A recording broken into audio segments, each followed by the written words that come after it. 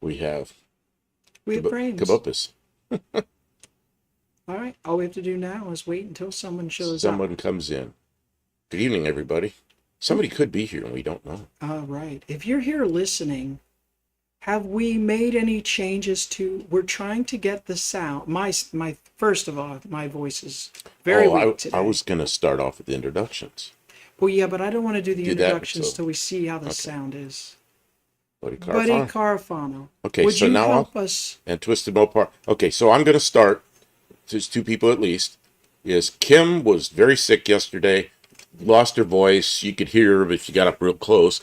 Today she feels better, but her voice is still not 100%.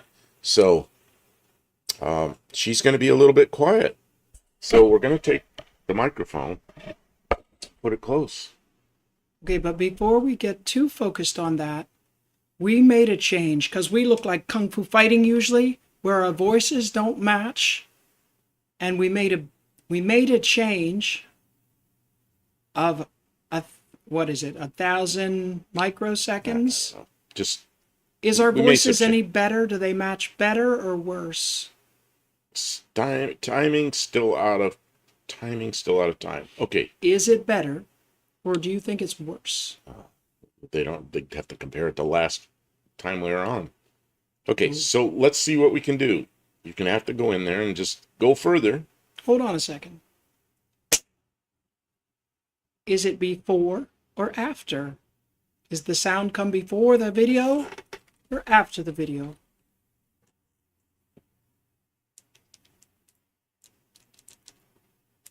They'll tell us. We have such helpful viewers. What we'll do is we'll go into this stream.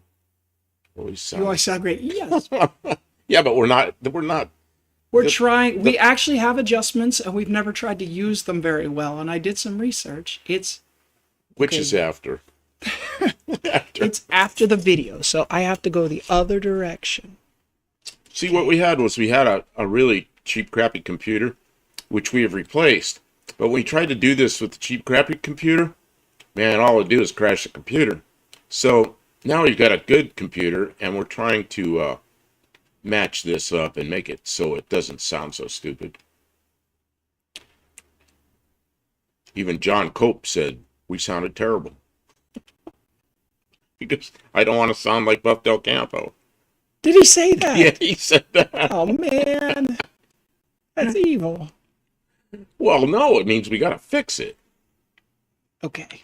Okay, so now, you want to give him a clap test again? Okay, like I'm going to do the clap test again. Clap test. Don't get the clap. First of all, it's either the sound comes first, no change, or the sound comes after. Ready?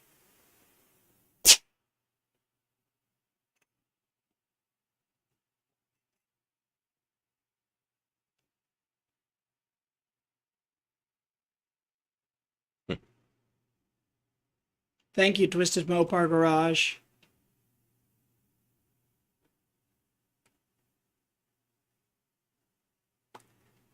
Buddy and Twisted Mopar Garage, I'm going to award you both 2 points for being... helpful. No, for being here early. Putting up with us. Yeah, and for being helpful. Because it's 10 o'clock right now. We came in early. Well, we want to try and get this sound sorted for when people show up. If people show up. Well, there's 7 people here, but only 2 are... How do you know there's 7 people here? There's 8 now. I don't know. I don't trust these numbers. You don't trust those numbers? I do. What else you gonna trust? Ghostbusters. Ghostbusters.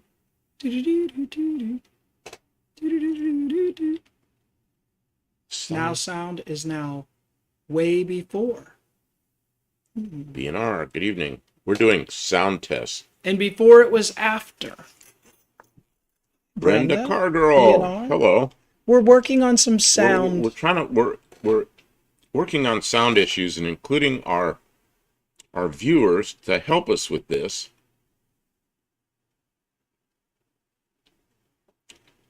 So you're going the other direction now? The good news is that they can actually tell that we're making changes. All right, I'm going to do the clap again. 3, 2, 1.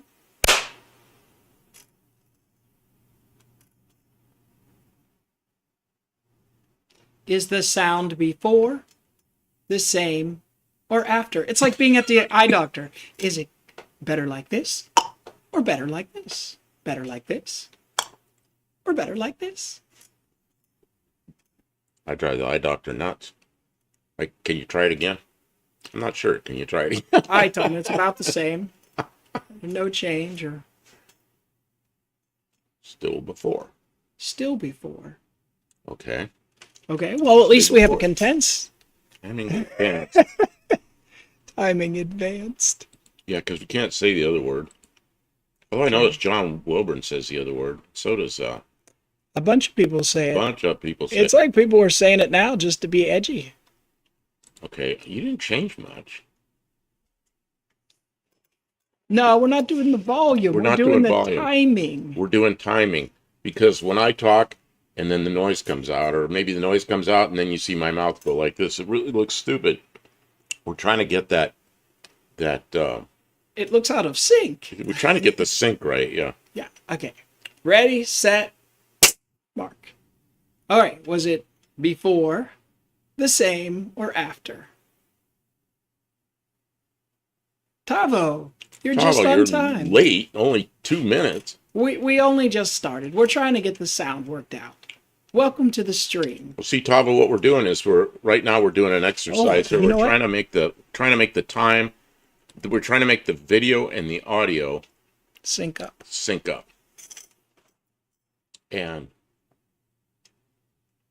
Got it loud tonight.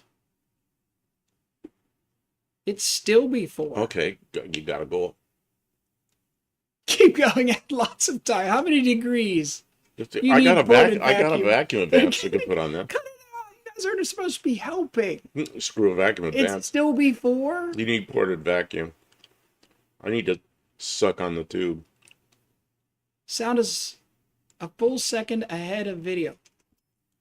Okay, so go way more than it was. All right, I'm going past 0 in the other direction. I think I don't really. I think they're just trolling us now. All right, I'm going to 25. See what happens. Run it up there. Go to 125. I was just at 125. They said that was wrong. Okay. Ready, set. Before, the same, or after? Suck on the tube, yeah, because we're talking about vacuum advance, and I said just to make it work, I'll just suck on the tube. Oh, okay. Can you pull that much vacuum? See what we're doing, Jack, is we're trying to synchronize our sound and our video together. Audio and video are not synced up. KJ Kiley says, put masks on and we won't be able to tell.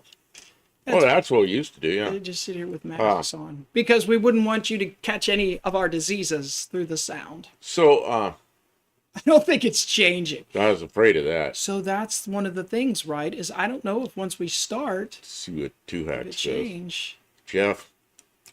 Reminds me of 70s kung fu movies. Okay, let's just go like crazy. He says about a quarter second out now, so much closer. Well, Oh, so we are going in the right direction, Tavo. maybe. Tavo's at least giving us help here. Everybody else is like, Bruce says, I didn't hear a clap.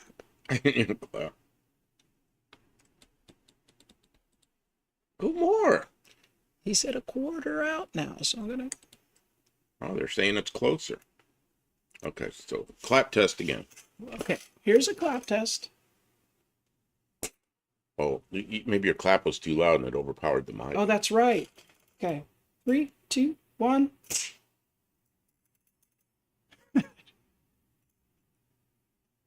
Overpowered the mic. It muted itself. It muted itself, yeah. Jeez. Mark. Damn it. Tom Brown, good evening. Welcome to the stream, Tom. Did we So, say hello to Jack, or did we just recognize We that he was did. here? We did say hello to Jack because he was wondering why I said suck on a tube. So I had to explain that to him. Brenda. Thank you for welcome to the stream. This is Brenda's second time here, isn't it? Brenda's second Or time. did I just see Brenda say something in my chat? I don't know. I think Brenda Left a comment? Oh, maybe that's where I just A new because I just subscriber? saw Brenda in Nearly, one of the but not comments, quite. and I don't know if it's on your channel or my channel, or maybe both. I don't know. I was trying to look at the. See, I took a nap this afternoon, then woke up and tried to look at all the comments real quick, and I don't really remember where everybody's comment was. Add more, 125% more. I don't. Yeah, I don't think you're going now. Well, Nearly, but I'm not going in quite. stages. Stages. I'm Okay. trying to hone in on it. Hello, these are my voice. New binge watcher. Well, cool. I do that. Brenda, did you find my channel? I am Kim of Kim Fixes Things, and you are on the Buff Del Campo channel. Did you see anything on my channel yet, or just the Buff Del Campo channel? Because we do work on both. Thank you so much for binge watching. We've been working on content all year, hoping that new people would find us. I just wonder if you get any work done while chatting and shows.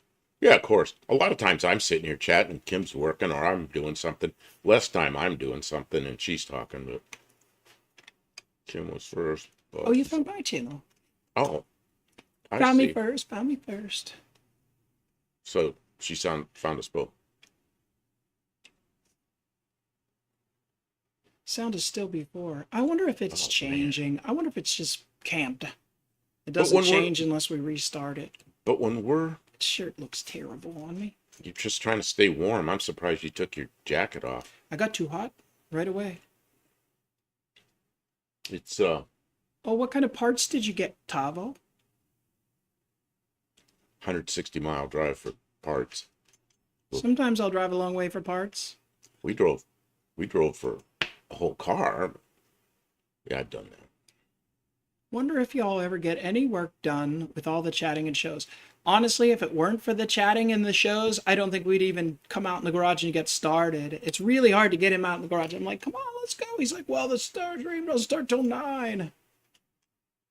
Tavo says it's good enough. Well, no, we're trying to make it right, because like, let me try. What happened? More. I was watching, John Wilburn's live last night. He had John Cope on as a guest host because he was not feeling well. And John Cope goes, I don't want to sound like Buff Del Campo with this kung fu fighting sound, So like John Cope mentions that, how screwed up our sound is, I want to make it right. I want to make it right anyway. Okay, I'm going to do something to break it. Yeah, we'll she's be always right back. ratting on me.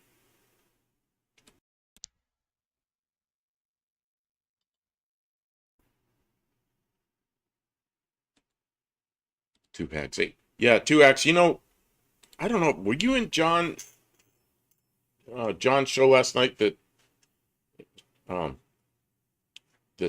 Cope was guest hosting on? Because he was talking about you. He says that you know everything about cars, everything about everything, and you'll talk all about all that stuff. Man, you're probably a fun guy to listen to. Oh, I bet you have to restart your PC. It could be, Don't tell me that. Watched other lives and videos, did not notice sound issue until tonight. I mean, it's not a major issue, but there's definitely a desync when we're doing lives from the garage. When we're in the studio, it's fine. Yep. And I'll go in and watch them later just to check them. And the one from the shop, the last one we did from the shop was so far off, it was annoying for me to even watch it. And it was my live, Pair of Valiant Pacer bucket seats, rare enough to find, but these still have the 1969 original trim intact and soft. Also got a roof for the Valiant at last. Oh, really? That's that Valiant you were trying to fix the, somebody put a sunroof on it and then welded it up and it was all crooked. I think that's the one you're talking about, but it came with the rest of the shell, okay? So you got the shell of a car. Oh, you got a whole bunch of sheet metal and a set of bucket seats. That's awesome. Did you get a good price?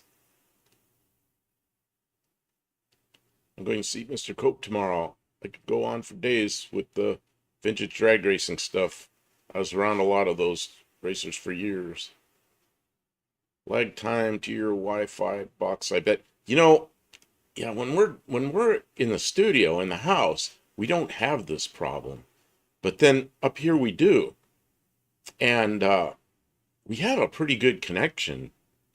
So I don't know why the audio and the I did some research with the software we're using, and of course, it's super easy. You just click on this thing until it syncs up, but it's not. We make changes and it doesn't seem to fix it, and I don't know. And it works fine in the house. And if it was, it doesn't really make sense. It doesn't, I guess we haven't figured it out yet.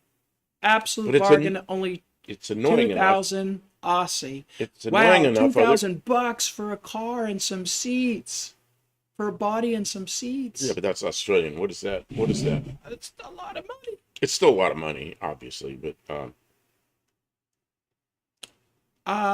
Both the camera and the microphone are USB, and then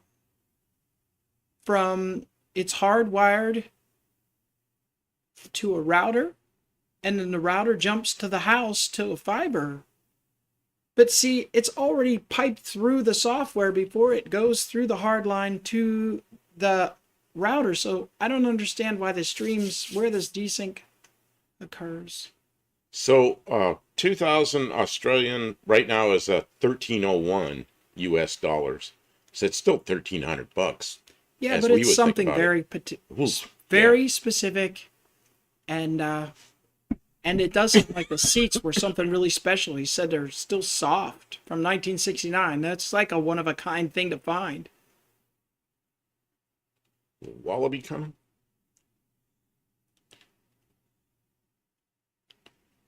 There's an old drag racer live here in town. He has 3 vintage rails and a crap ton of old goodies. You have to read out loud. Okay, I'm sorry. And you want to read the I'm- people's names. So I'm if someone's sorry, not I'm looking at the sorry. chat, they can understand what's happening I'm in the stream. sorry. I'm just mumbling. Don't be sorry. I'm just mumbling. I'll have to get close to the mic so I can mumble. That's not good. Dean says it could be data crossover. Yeah, I don't know how it puts the streams together, but when I look at the official documentation, it doesn't give me any other kinds of thing to look out for. It doesn't suggest any other remediation, so I'm stumped. And I don't run into I'm using Open Broadcast Studio software, which is a pretty widely used program for streamers. And if there was a problem, a lot of other people would be mentioning it. You look like a couple of lousy ventriloquists. Crap. Still I don't not like right. that. I think you ought to go in there and go up, like you're going up like 20 at a time. We'll go like 500 at a time, All right, let's try one more thing and see if it even changes at all.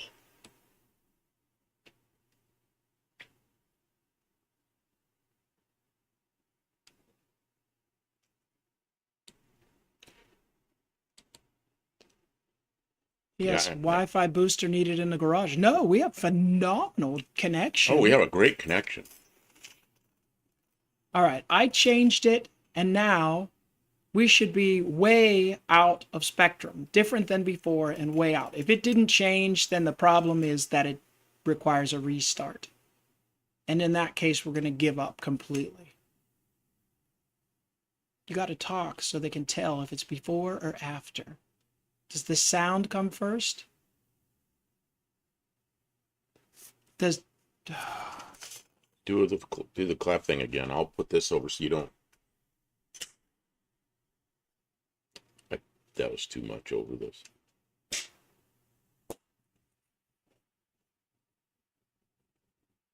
Jody Pearson.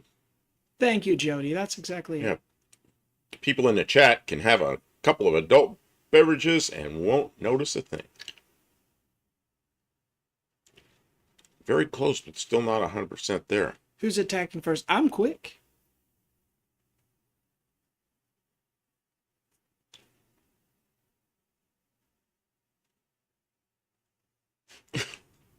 Dave the Rave says, hey, sorry I'm late to the party. Had to watch Texas football. Tavo, are you for real? Is it before or after? Man. Yeah, we got to know which direction. Are we still before? Yeah, was the noise first? Is the noise before the visual? Or is the visual first and then the noise? We're not going to get anything done today. We're just Well, we're make gonna learn noises. about 46 microseconds out. Which way? Sound is before. It's still before. Okay. Sound But is it's still different. before. So just run it some more, Kim. Just like go like crazy. No. What happened? They say it is getting close.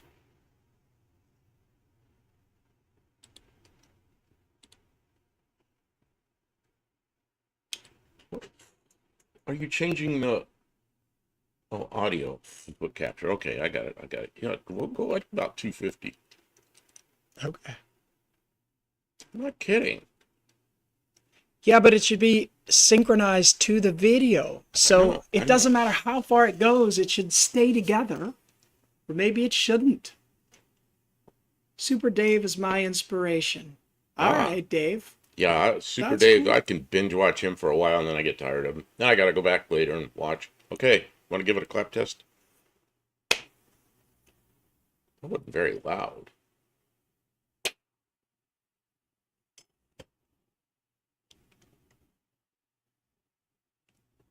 Oh, I'm chilly now. I'm going to go put my sweatshirt on. And I'm going to check on the fireplace. Cope is here. Oh, hey, And John. Cope's got a... Hey, you did a great job covering for the other John. Yeah, but you got us off our dead asses here because you said you didn't want to sound like Buck Del Campo. Yeah, we're trying to fix our... We're trying to fix Still it. before. We're still before, really. We're trying to synchronize our audio and video, and we're really having a hard time with it. But in the house, works perfectly. Brenda says the distributor's a tooth off.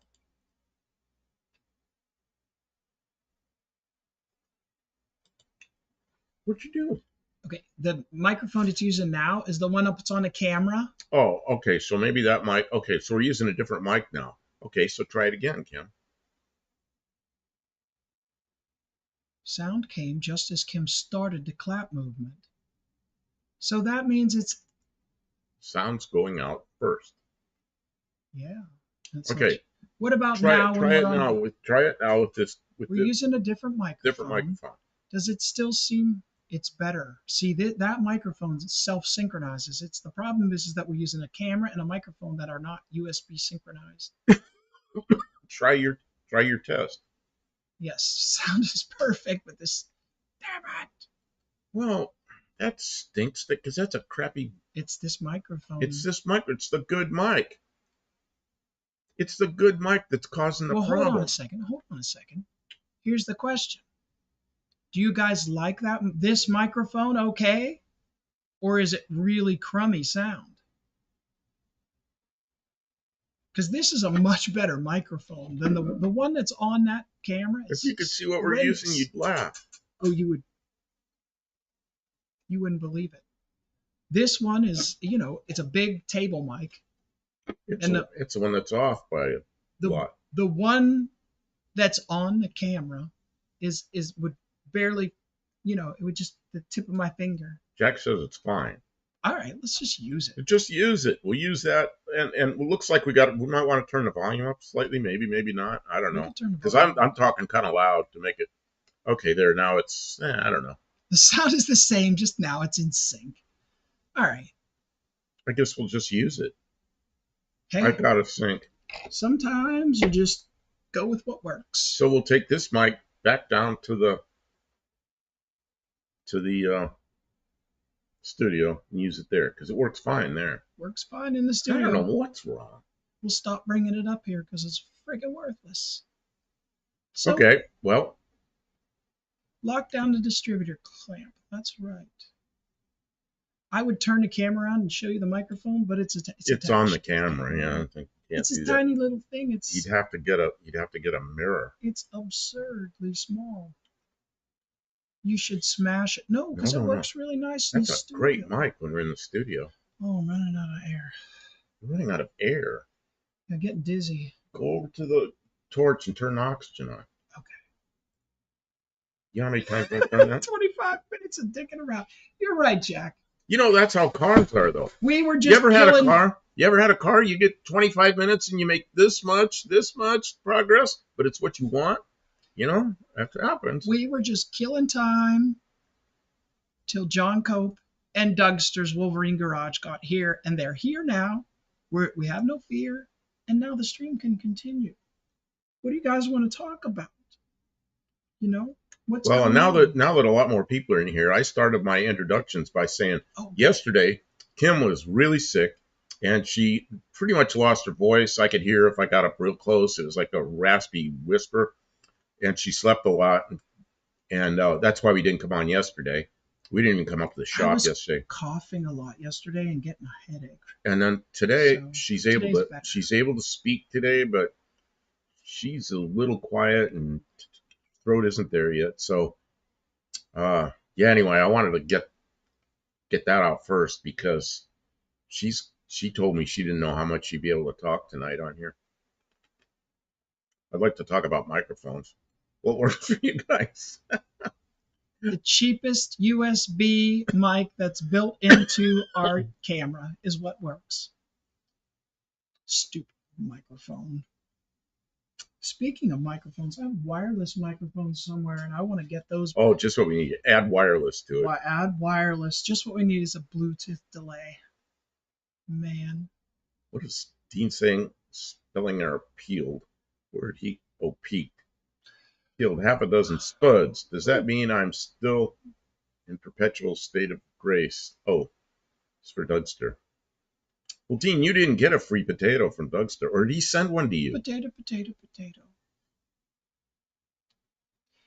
Those of you who have YouTube channels and YouTube content, are you seeing a surge in views this week for the holiday?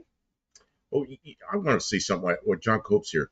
You know, I watched you on John Wilburn's live last night. That was a pretty good show. You know, I didn't miss any of it, except you gave us a hard time about our sync, but we fixed it.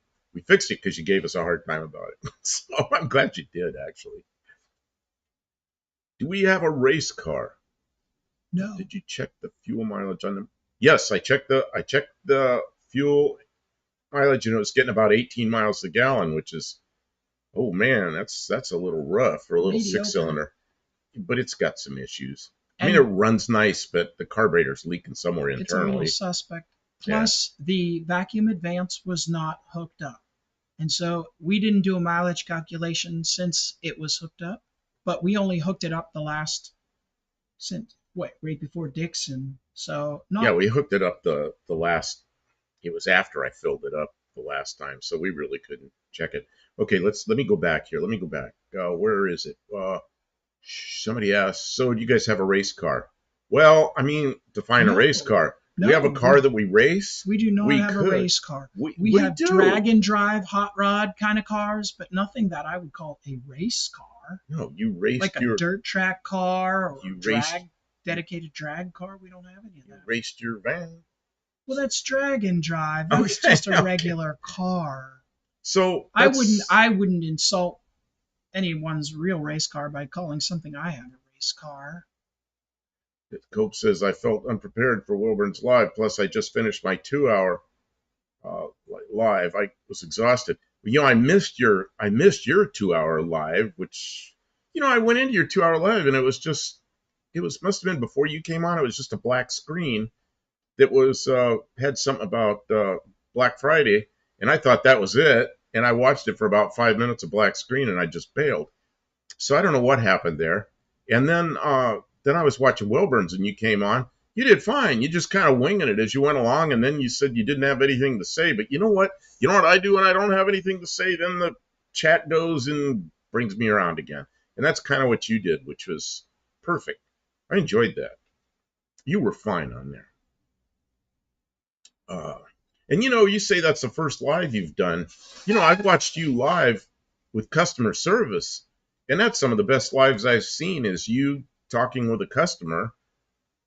Uh, Man, I've done so much of that customer service kind of stuff. I never would have thought of doing that live. And you do it live, pretty cool. Really shows what your customer service is like, which is I think excellent. Yeah, that was cool. And it takes lots of practice to be good at reading comments and you yeah. It all comes together with time. You don't really have a studio to work in. A studio makes it much more easy to do the live thing. What was do you know you're the exalted for most authority? Oh, they're See here, Dean Stevens says 18 U.S. miles per gallon. that's what they said. Here's what my Mazda. That car replaced my Mazda.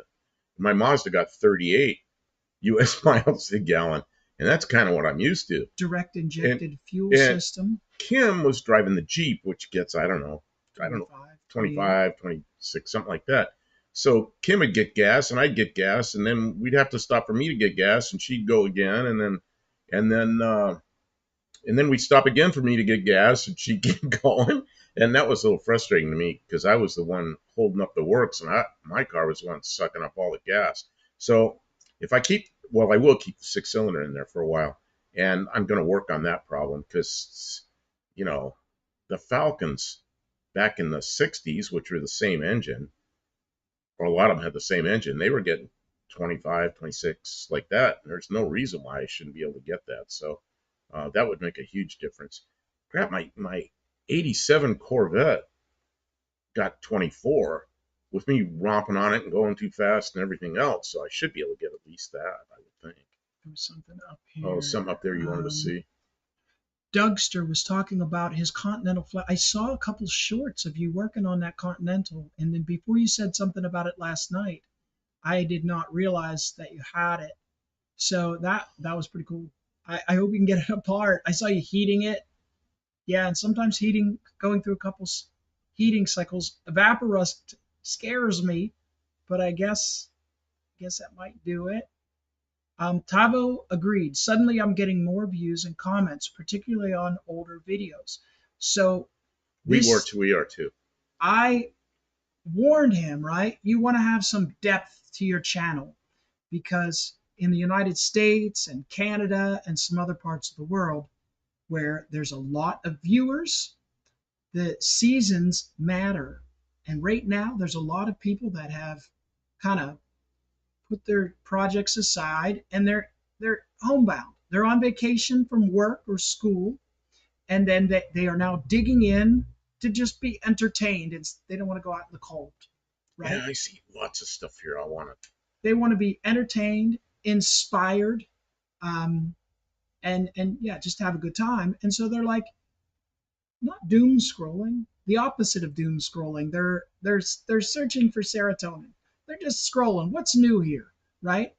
And like someone was saying, one of our new viewers was saying, like binge watch. They find your channel, they say, oh, this is kind of interesting. What else have they done recently? And they'll go back and they'll look. And if they like what you do, they'll look at all your stuff. And they don't have to look at it all right now, because if they watch a couple things for a few minutes, YouTube will start to suggest your older content to them. And if it looks good, they'll probably watch it. And you might make a new friend that way. And that's how you build an audience and a community, is by doing your best work year round and then understanding that the viewership is actually the opposite of the creation. It's easier to create in the summertime. It's easier to do the racing and the building and all the things in the summer. But people do the viewing in November, December, January. That's when the bulk. It's just like Black Friday for the stores and things like that. Oh man, I'm killing my voice. Okay, I see a whole bunch of stuff up here I want to respond to. You respond because I got to take a break. Okay. The first thing, let's see, is down toward the bottom. Tavo says, do I get emails on my phone? Yeah, I just looked and I don't see anything new from tonight. But once I get it on the phone, I don't know what to do with it other than hold it up in front of the camera if it's pictures.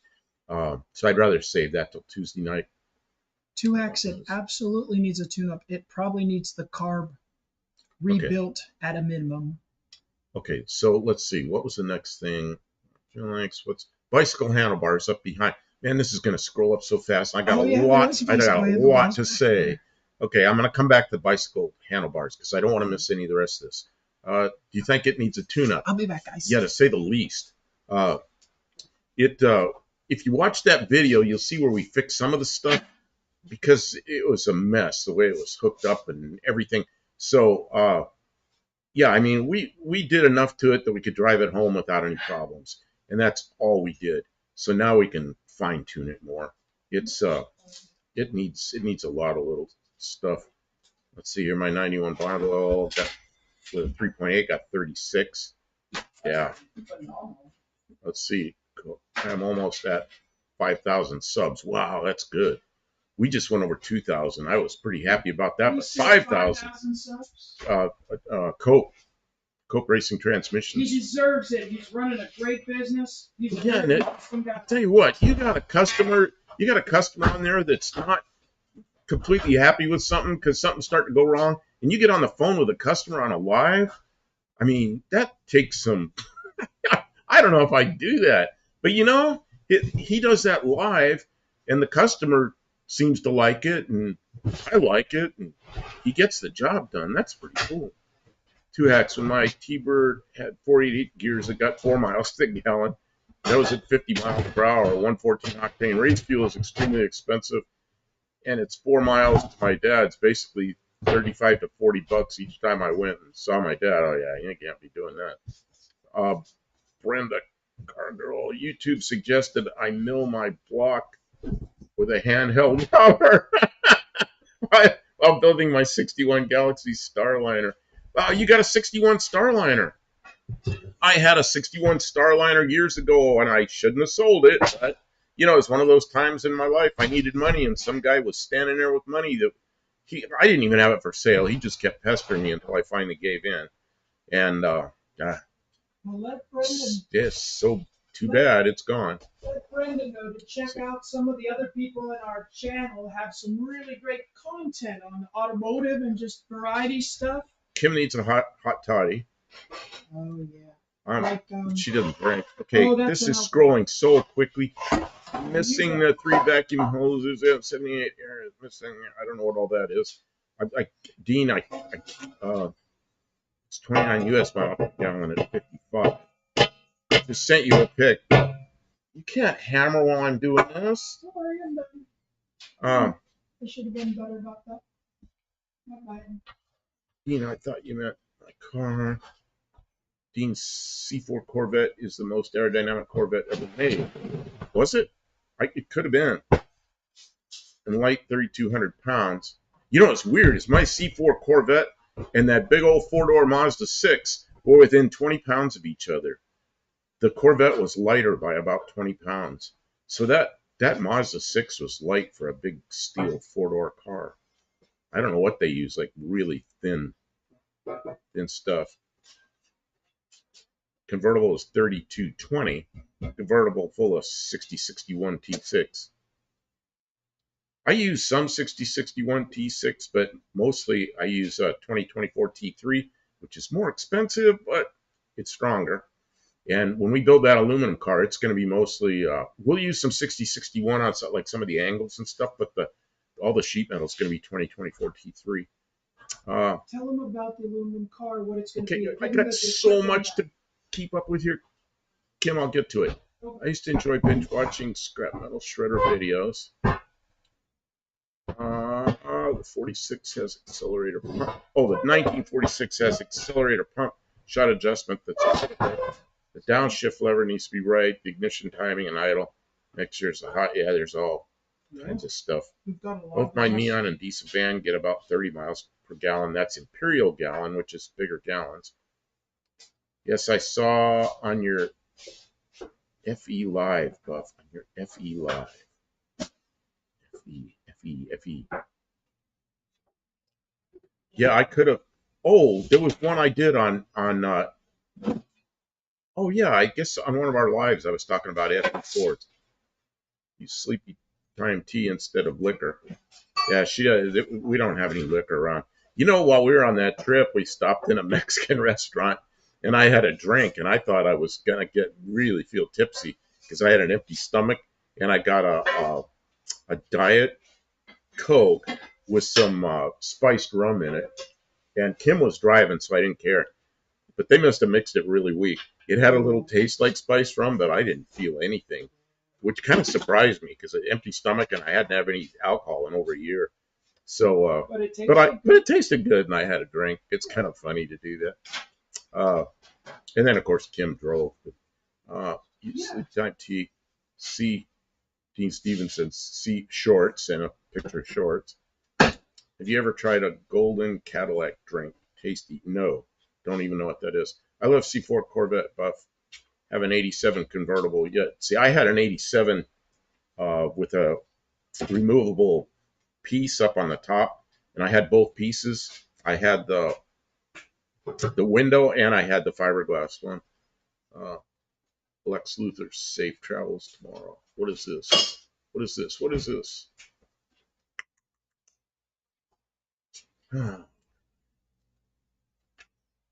Dougster, what am I missing? My brother had an 81 Ford. Tom Brown says my brother had an 81 Ford Fairmont with a 2.3 4-speed. I don't think it ever got over 17. You know, my last Futura, well, exactly the same car I have now, except it was a Futura instead of a Zephyr. But it was a little coupe. It had a 2.3 and a 4-speed. And the nice thing about that combination is that it uses the same cross member, same K-frame as a 302. So I pulled that 2.3 out, put the 302 in it. Man, that car came alive. It was a 302 that I built, so it was just a nice warmed up street kind of engine. Man, that car was just fun. Racing, the fastest sequel Corvette last new was Australian runs in the low fives, quarter mile, true door slammer at 3,000 horsepower. Yeah, that'd be something. Two Hacks is taking a trip tomorrow. That's right, he said that. Jack says, been near 6 years, no alcohol for me, besides a couple of sips of my old lady's Bloody Mary once in a while. Geez. Yeah, I don't drink much, but I once in a while I'm not opposed to it. Once in a while, like that. It was like a Mexican restaurant, and I'm not diabetic, so I shouldn't be drinking much at all. But I just got to be really careful with that kind of thing. And I mean, it's like years ago. I probably had my life's allotment of alcohol back like when I was in the Air Force because we were in the bowling alley every night. We didn't go to the bowling alley to drink, to bowl. We went there to drink, drink beer after beer. Pretty stupid thing to do. They got the best drinks. Just on CD alone, the 84 C4 had 23.4% aerodynamic advantage at 0.34 and a slimmer front and a similar frontal area. The first Crossfire 84 could hit exactly 141 miles an hour in the 4+3 7-speed form. And a friend of mine bought an 85 Corvette, which is the first year for the ported fuel injection. And I had that thing up to about 130. In Mexico? Pretty quickly. No, it was like probably where I shouldn't have been doing that. Well, it was before it's outside of the range of, what's that called? Statute of limitations. Yeah, it was long past the statute of limitations. Yeah, it was a brand new car. It was 85. So. Okay. I also did the same thing. He had an 82 Corvette with a Crossfire, and I ran that thing up about the same speed. But that Crossfire in the 82, that's as fast as that thing could go. Hold foot to the floor forever. That thing didn't go any faster now. That's funny. You sure are noisy over there, Kim. I'm sorry. I'm trying to do a little bit of tidying. I made a big mess. I'm trying to get it straightened out. Mike says martinis are my weakness. Are you warm enough that you don't need the heater on? I would like that heater on, actually. Okay. Well, Jack says, well, when I drank, it was to get wasted every time. Once I gambled, who knows what else I get into. oh, Brenda, you had to quit drinking because you wrecked a car? Or you just made the choice? Where's this? Where's I this? sure hope Oh, that's way down there. I'm not down there yet. Okay. Jack says, when I quit, I drink a bottle of Beam in 6 hours. Oh God, I couldn't do that. I'd be in a hospital. most people would. Man, when I was in Russia, I was sitting at a train station, and they had like a little bar area there that was kind of like a sports bar, except on TV they had news up on all the TV stations. But I was sitting there and I was drinking a soft drink, and there was a guy sitting across the table from me at big round tables. So there's a guy sitting there I didn't know, and he was drinking out of a bottle looked like water, and he got up and left, and I just waited, thought he might be coming back, but he didn't. So I got a hold of the bottle to see what it was, just a clear bottle with clear liquid in it, and it was 45% vodka. It was a liter. He drank that whole liter of vodka sitting there. He drank it about like a person would drink a beer. And when we got on the train, he got on there and he was walking normal. If I drank a liter of vodka, 90 proof vodka, I'd be in the hospital getting my stomach pumped. I couldn't believe that guy could even walk. But he must have just been just immune to this stuff.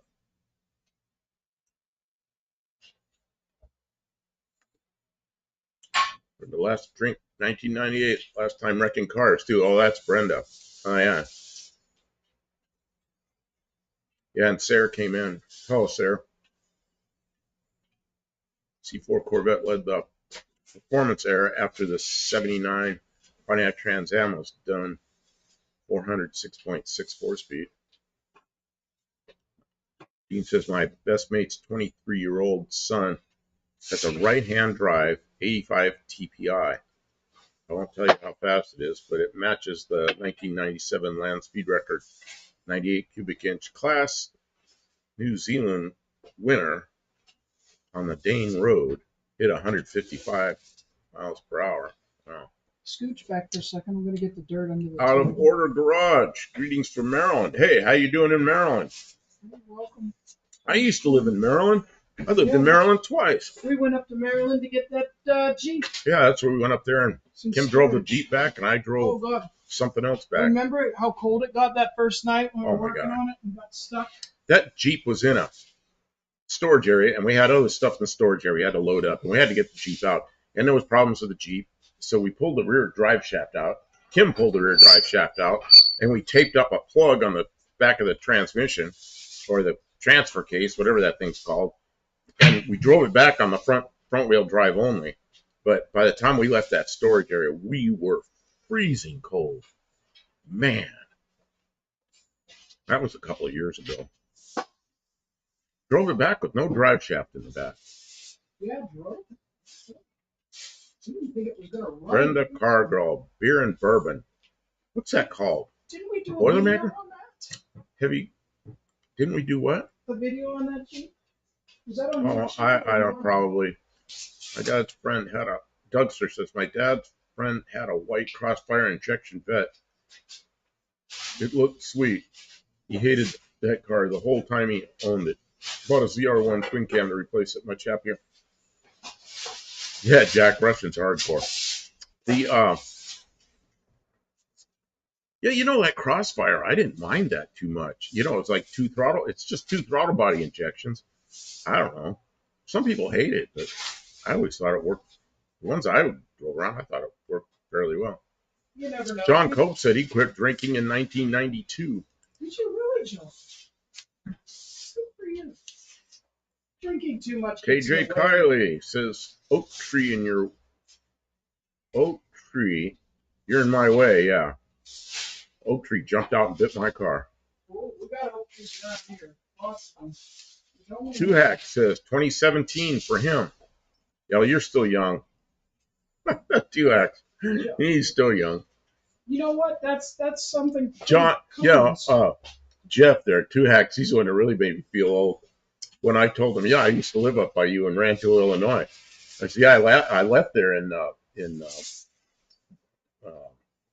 1973. And he goes, I wasn't even born until 1979. Guy standing there bald, no hair. So he looks like an older guy to me. He's telling me he wasn't even born until He doesn't look like an so older guy. 6 years after I was He's a there. young man.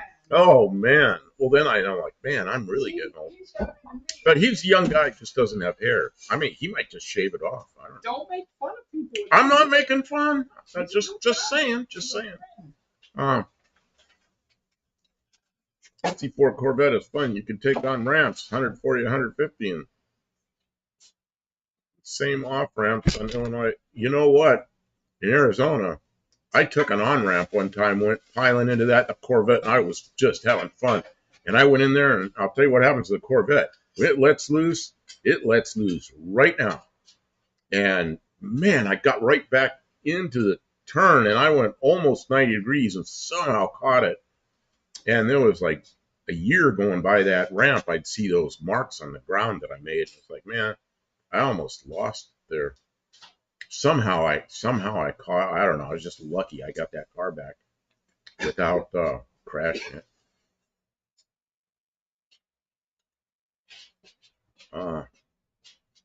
Probably drink again. I want to infuse wine with THC coffee. Uh-oh. Dang. I don't have a drinking problem. I drink. I get drunk. I fall down. No problem. No problem. Yeah, Doug, you know what I used to say? I don't drink much because I spill most of it. You know what? As long as you don't make the mistake of getting in the car and hurting yourself or someone else while you're drinking, then you're being responsible. I'm good. Brenda Cargirl has been watching our videos. She says Chrysler Lost Fire. Oh, we have the Lost Fire. We have the Lost Fire. Yeah, that's a fun car. I think we're going to cut the Lost Fire up for parts. They want us to. Who wanted us to fix it? RC Industries keeps saying you should fix that. That'll be your holy goat car. I'm like, no, it's yucky. It's dirty and yucky. Buddy Carfano says 63 split window, best looking Corvette. I have to agree. That second gen Corvette fastbacks, man, I like those cars. My favorite one is the 67 because of what it is, but the best looking one is the 63 because of the split window. But the 67, it's 427 and four-wheel disc brakes, and I mean that thing's really something. I had a friend that had a 65 Corvette, and it had disc brakes on the front. I think is that a 64? I don't remember. 64 or 65 had discs on the front and drums on the rear. I think that was 64. He had the one that had the mixed up brakes though, because I did a brake job on it. Man, that was years ago. That guy's gone. Yeah, he was older than me by quite a bit. We got motors. Oh, you got motors over here in the background. I also have a transmission. I didn't know if John Cope was going to stay here. I was going to take that through 904 apart, but you're going to take the 904 apart if John Cope stays here. You're going to put him to work online. John Wilburn offered to help me build it. Okay, let's see here. I'm missing a bunch of chat. I'm sorry. I'm sorry. Let's see. Wait, 60. Okay, so Killer Flea Market just there outside Rantoul. Okay, yeah, I was stationed at what was the Air Force base there? I can't pull it up. This is my dead brain because I'm getting old. Somebody will say it. Anyway, basically Rantoul, Illinois. I just can't pull up the name of the Air Force base. It's gone now. My uncle owns a Crossfire, and he takes amazing care of his things. It's still perfect. Yeah, the Crossfire we got was already burned up. Yeah. They had some kind of problem with it. Took out the whole interior and the windshield and the back portion of the engine compartment. Scorched, yeah. Kim was in there. We couldn't get it out of park to move it. She's in there with a hammer breaking the plastic around the gear shift so we could make the gear shift move. and she got it broken loose enough we could move the Same gear with the shift. ignition. I just busted the ignition off of the column so we could turn the wheel, because I mean there wasn't even it was just the metal was all that was left of the wheel because it all melted off of it. Let's see, on a The serious rear note, end, just the rear end out of the car is worth what we paid for the car, but there's still an engine and transmission, the whole front suspension. There's a lot of good parts on that car. It was, I don't know, I shouldn't have ever bought that, but well, yeah, but you got a rear end out of it. Dougster says, on a serious note, I drink considerably less since I started YouTube. I'm no longer bored. people who drink less tend to be more creative and seem to get more stuff done generally. 65, 67 C2 Corvette or convertible hardtop. 62 to 65 to 67 C2 Corvette are convertible hardtop. Well, some of them are. Uh, yeah, Chanute. Jack, you're right. Chanute. That's exactly right. It's spelled right. Why I couldn't think of that. Man, now Chanute's just, it's gone. It's part of the Grand Tool now. Let's see. Do you see? I really get upset when driving 78 through 82 and 84 to 95 vets. They at various times had the power of the 70-72 GT Falcons and GTHO Falcons had. Chevy never lost the art of making proper 350 V8 vets. People say auto 1980 305 California market vets were dogs, but I still love them. Yeah, I remember those cars. We felt I was living in California and I felt like we were getting cheated. Dean says I'm a Ford guy. Each time I passenger in an 85, I think, gee, what if this had the ZR1 engine, not this in valet mode? No, Kim, I need help with something. What's that? First of all, this is cooking my leg, and I can't move the cord is snagged on something. Okay, there. I had a big old leak on my neck, bloody earlier. Remember? Yeah. Something's going on there. Can you look at that? Is it itchy, itchy, itchy? Yeah, something's going on. What's going on? Is it okay? I don't know. It looks like you scratched it raw. Is it leaking? No. Okay. So my neck is not leaking.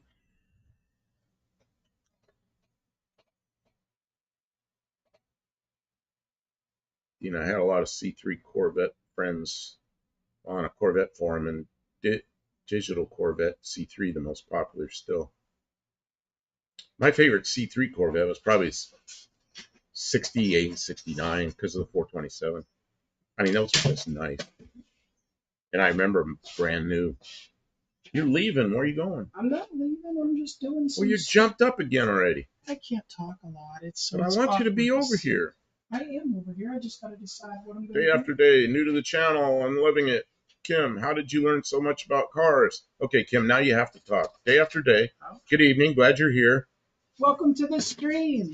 And Thank I you for want coming in. I hope that you can meet some of our friends in the chat. There's lots of really cool people that come to our chat that have cool channels. So check out the names of the people in the channel all the time because a lot of them have cool channels. So day after day asked, how did you learn so much about cars? Okay, so when I was my lower O-ring isn't leaking. Okay, I'm sorry. When I was young, I was always responsible to get the yard work done because my older brother got old enough to got a job. So I was next in line to be doing the yard work for myself. And my grandmother lived, one of my grandmothers lived just down the road, like walking distance, like 15 houses down the road. And it was a small yard. And I was responsible to mow the yard. And then my other grandmother lived further away, but I was still responsible. They would take me over there and drop me off. And it was almost an acre of yard, right? Some of us had very sketchy channels. Nah, you're all right. And so I started by doing lawn mowing. And like you, started by working on bikes. And I was working on bikes and lawnmowers. And I learned that if I could get the lawnmower to work, I could, because it was always fussy. lawnmowers are fussy. They sit all winter, and then in the spring you got to figure out how to make them. So I take it apart. There's always old gas and the whole thing. I learned about all that stuff. Um, and that's how I made money. And I wanted to make money so I could have nice things, so that my friends would be impressed, so I could do all the things that people do. So I learned how to do lawnmowers. And when I got to be about 15, I learned how to make a car run.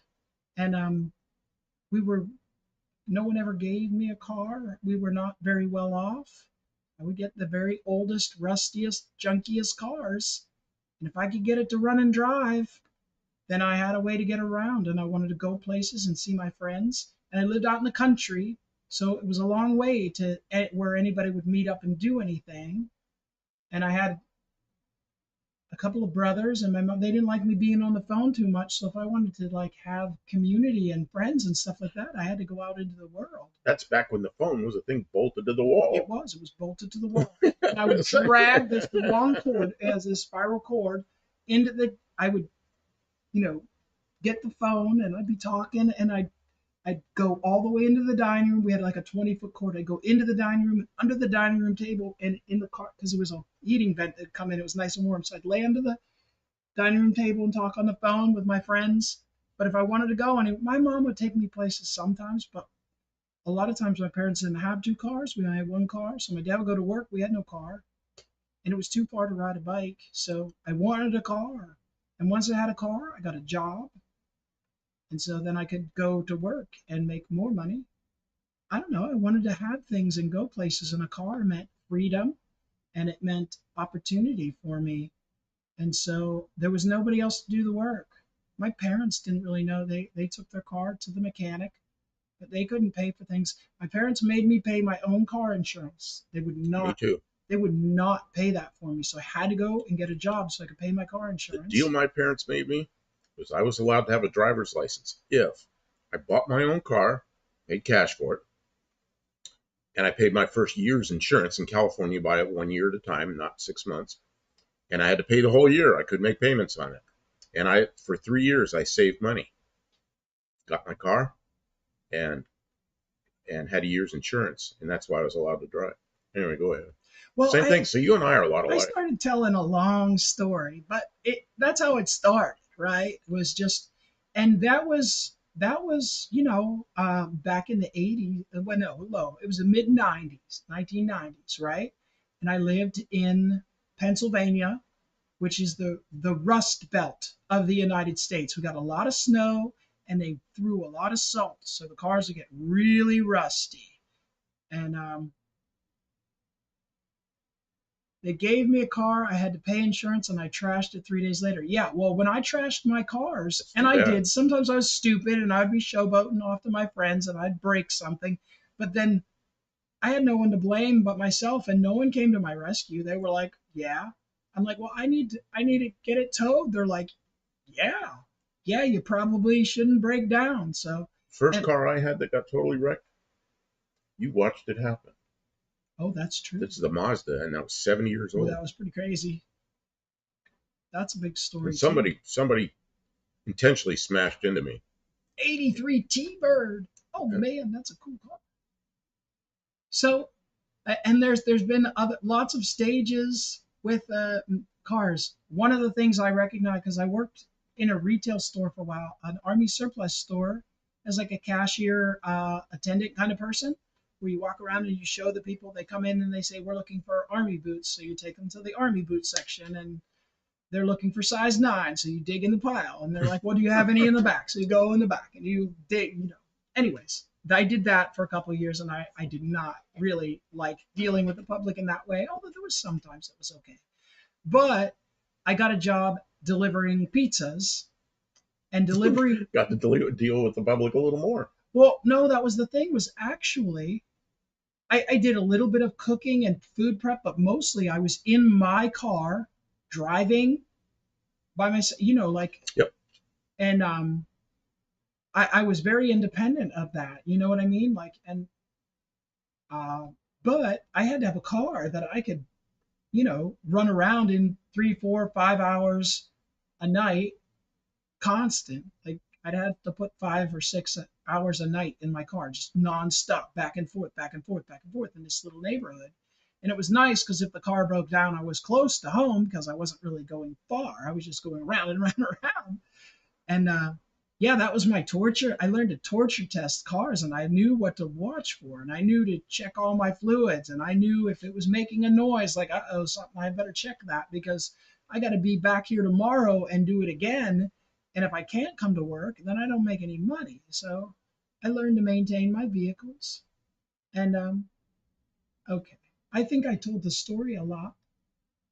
I was going to say something here. There's a lot of Corvette talk in here tonight. Yeah, you guys are cool. I'm wondering how many of you live near, close enough to Bowling Green, Kentucky, to go to the Corvette Museum. And I'm talking about, probably 300-400 miles, something like that. We live an hour from there, and I don't go there often enough. I've been up there three times, I think. But the Corvette Museum is, if you like Corvettes, man, that's a worthwhile trip. Get up there early in the morning and take your time going through there. You can spend the whole day there. It isn't long enough. Let's see here. Australian journalist Lake Jeff Paradise was clocked at 141 miles an hour. A big tired 4+3 and 84. He driven a Phase 3 Falcon. I'm not sure what that is. 205 horsepower car. Outspeeds a 350 horsepower net 4-door CD coefficient drag of 0.3 versus 0.5. Ooh, that's technical. That's Gene Stevenson. When you're going fast, that's when the coefficient of drag starts to matter. Not too much of what I ever owned. That's what used to drive me nuts about the military airplanes is that, man, you get an airplane that performed real well, and the military sticks some square box on the outside of it. It's like, what are you doing? It's like, one guy told me, these guys were really something. It's like one of these companies. It's really scientific bunch of people. And they make this thing, and it's a square box that goes on the outside of the airplane that like triples the CD or more. And I go, what are you doing? And he goes, we don't know anything about aerodynamics, but we got to have this. I was just like, you got to be kidding me, Make it I hope we can get it going fast enough that it'll at least be up to the stall speed. Buff Del Campo worked on airplanes. Flight testing with the military. Grease Belly Garage. My first job was an auto parts store back in the 80s, and I used to buy customers' cars when they were fed up with them.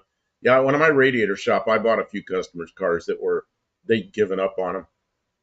I got a 72 Torino one time, and the people were on vacation. They'd overheated it so badly that they cracked the heads on it. They made a mess out of it. And there was a Pontiac dealer across the street. They went across the street, bought a Pontiac station wagon, drove it over, took everything out of one car, put it in the other one, and I bought the car from him. And it was in 1978. Might have been 79. It was a 72 Torino, and I gave them $200, and they were happy. And I was happy. It had a 429 in it. I fixed that engine, and that was a pretty nice engine. You bought a 429 for $200. And the whole car. There was nothing wrong with the car. I got to get some kind of muck off my glasses here. I'm sorry. Now I can't see anything. Fix the giant hole in the Corvette. Oh, they have. Not only did they fix the hole, but they made it part of the display. Inside that hole, they have lighting down in there, and they have it all lined up on the floor, so you can walk over where the opening is. There's a big cavern under there, so when you're over the cavern, and then you go up there and you look down in this thing, this big old long window, and you can look down in there, and it's all lit up. And they've made it part of the sinkhole is part of the display, and it's pretty cool. You know who caused that sinkhole? What are you gonna say? Aliens. Aliens caused it. Interdimensional time I knew it'd be travelers. something silly. Okay. Intradimensional. Wait, which one's in our dimension? Inter? I don't know. Intra. Going to the Gilmore. Oh, you're going to Gilmore. I keep hearing how good that is. I need to do that sometime. Where's Gilmore? Yeah, where's Gilmore? Where's that, Illinois or Indiana? I'm just guessing because that's where these guys are. Well, Dougster's up north further than that. Dougster. But they're all in that same neck of the woods. If you guys ever want to see a cool video, Dougster did one on a windmill not too long ago. Check it out. I like Dougster. He's cool. He's Say hello to Lady Dougster for me tonight, Doug. I'm trying to catch up here. I'm sorry, I'm really missed. My first job was at this Tavo says on motorcycle parts. When the parts bill hit a certain point, many would switch to, you want to buy a bike? I'd buy a few of them. Oh, man. Tim's here. Good evening. Just finished watching Kim's Jackpot 318. You know what? I just barely started watching that video. She told me she made it. It's like, what? I missed it. So I started watching, but then we had to get up here. So it's sitting down there in the house on hold. So I haven't, you watched it and I haven't. You lived it. But I lived it. She said I lived it, but I kind of want to watch the video. If you guys were on the stream 2 days ago, you watched some of what happened. But I think we explained it more concisely, or I explained it. Consplained it. Consplained it. See here. Yeah, and you know what, Tavo, I think you're still in the parts business, aren't you? Have you been in the parts business your whole life? I don't think he's allowed to mention who is. No, but he's parts. He can say that he's in the parts business. Yeah. He could probably even say what kind of parts without saying what brand of parts. Although I got a good idea what it is. Tavo, I got a lot of $50 cars back then. Reptilians. Brenda says reptilians. Reptilian? I don't know that they're reptilian. I'm not sure. Daryl B, did they pull the cars out of the hole or leave them there? I think they're all out. They restored a couple of them. There was one, I think it was a 61 or 2 Corvette that was black, and it was on loan to the museum, and it was in there, and it just destroyed it. And the next day they heard from the guy's lawyer, and the guy was upset that his car was in there and got crushed. But they did a full restoration on it, and the guy says that car was perfect. It was like brand new. Nobody had ever eaten any food in it or anything. Well, when they rebuilt it, when they restored it, they found a Burger King wrapper under the seat. So they knew somebody had been eating in there. So when they restored it, they went to Burger King and got a brand new wrapper and crumpled it up and put it under the seat. And they showed the guy the old wrapper that had been under the seat. And the guy goes, oh, maybe my kids were in it. So it turns out they did such a good job. The guy was so happy, dropped the lawsuit, everything, Obama made the sinkhole. Gilmore is near Kalamazoo, Michigan. Oh, okay. Joe Rogan made the sinkhole. Gets it. Just putting my hand up. I caused it. Dean says he caused it. Dean! Kim, Lady Dougster says hello back. Did you catch that? I hope she's doing well. Red Cargo Buff got excited. There is no ridge on the 318. Oh, you know what? You know how many times you pull an old engine apart? It's just shot, And that thing, it was 30 over, and I saw that 30 over, and the next thing I do is I feel the ridge, and there's no ridge. It's like, oh, man, we got a slant 6 like that. See, the cost of machine work in this part of the country, for us to have an engine board would be just prohibitive. It's trash if it needs board. We can't afford it. So to be able to find a used engine that's in such good condition, it really is. It's a big score. See, Brenda, that engine right there, that's a block that Kim bought. It took the head off of it. Same thing there. That one was 40 over. 40 over? 40 over. And it looked like somebody had just redone it. It had the reman. Oh, man. It has a reman tag on it still. It's right over here. So that we lucked out. And it's got 10 under mains and 20 under rod bearings, and it's ready to go. But it needed a cylinder head. So we took a good cylinder head from one engine and a good short block from another engine, and we put them together. And for the price, a new engine like this in US dollars, a new remanufactured engine like this in US dollars is probably $2,200. and that doesn't include freight.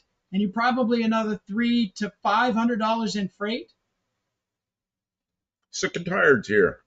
Top of the And evening, Kim and Buff and chat. and Hope this all is well. engine, the cylinder head came off of the engine that was in the car. And the bottom end, I did not pay very much for it. I don't remember much, but it ain't nowhere near the cost of a new engine. But it was a gamble. We could have, when we took it apart, we didn't know what we were going to find, and we found good. So, woohoo. Talo says I've been in and out of parts for 45 years. Other jobs in between, but still almost all automotive related. Should have been parts Ooh, guy. what was that big bang? I'm dropping stuff like an idiot. Oh,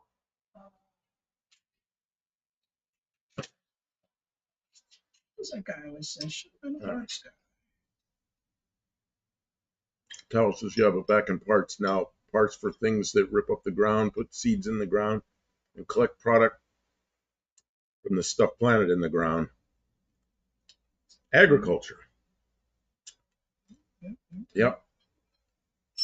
Anyway, and Tavo, you're working on Mopars.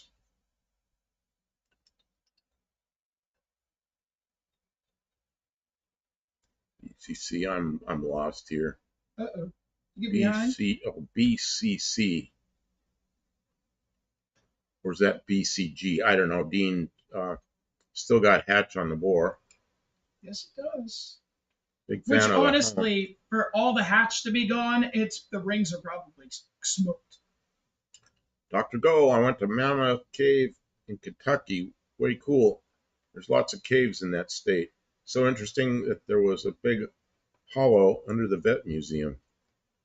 Yeah, Dr. Go, you ever been to the Corvette Museum? That place is pretty interesting, especially now because you can look. They've got lights down in that big hollow, and and you can look down in there. It's pretty cool. But they brace it all up with steel. They say it's not going to cave in again. You would hope they figured it out, right? Dean Stevenson, Admiral Byrd, and me were trying to get a free 83 Corvette. Buddy Carvajal sounds like John Deere parts. Maybe. Could be any kind of parts like that. We're not really allowed to say. We're not at liberty. We're not gonna mention brand names. Liberty to say. I mean, I'll mention brand names, but Paulo, I don't think wants to bring that up. Low cal cars like 2 and Gen Carlos G28 Firebird Trans Am and Corvette have many advantages. Big disadvantages: no high-rise intake can be used. Hood closed, all tucked away, not a big deal. Dr. Go, I have been, but before the collapse. I was there before. It's been a while. Before twice and after once. No, before once, right after once, and then more recently after all the repairs. Did you ever get to take a Corvette to the Corvette Museum to drive and park out front? Twice. I drove my Corvette up there, and you know how you've got parking spaces up front for the handicap spots. Well, at the Corvette Museum, they have Corvette spots up front. So if you're driving in a Corvette, you can park right up front. And twice I parked there. What? The last time. We had so much talk of Corvettes tonight. Last time I was there, I was with Steve. Remember when Steve came in here almost 2 years ago? Yeah, I told you guys go up there and enjoy the day. I couldn't go. And Steve was we took his rental, which is like some SUV. Some brand new SUV from the car rental place. Grand Rapids, Michigan is known for their gypsum mines. For drywall, they no longer mine for OT here. But the mine shafts are now natural cold storage for food.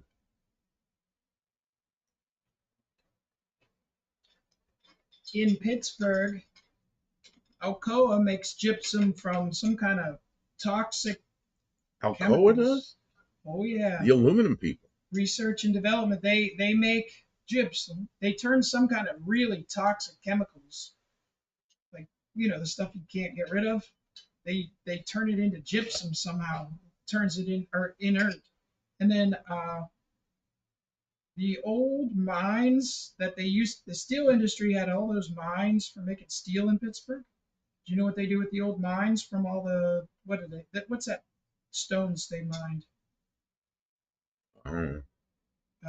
What stone do they use to refine steel? It's a real simple process. Um, Limestone. They use limestone into iron to as flux to make steel. Did you know Oh, I that? didn't know that. Now you learned something about the process of steel making. If you grew up in Pittsburgh, this would just be you'd be like, well, duh. Doesn't everybody Well, know they use limestone as flux to make steel? My grandpa worked in the steel mill. That's how I know. Because every damn person worked in the steel mill. It's Pittsburgh. But they use those big old limestone mines to house uh, sensitive documents, uh, house server farms that because they're inside a giant mountain, so they're bomb resistant. And they also use those mines to store old automobiles because it's climate, steady humidity year round. So that's a special feature that exists in the Pittsburgh area. Iron Mountain. If you're interested in something cool to watch, there's a documentary about the Iron Mountain, and they show you about Pittsburgh's limestone mines, what they do with them. Cowell says there's blue tractors, yellow tractors, green tractors, and red tractors, maybe others. You know, Every color. I had a little cheap black trailer here to tow behind my uh, garden tractor, and it was really small, so I welded up some frame underneath and made it longer and put it all together. Used aircraft aluminum, and then I painted it the green tractor color, and then I couldn't just leave it like that. I couldn't just leave it like that.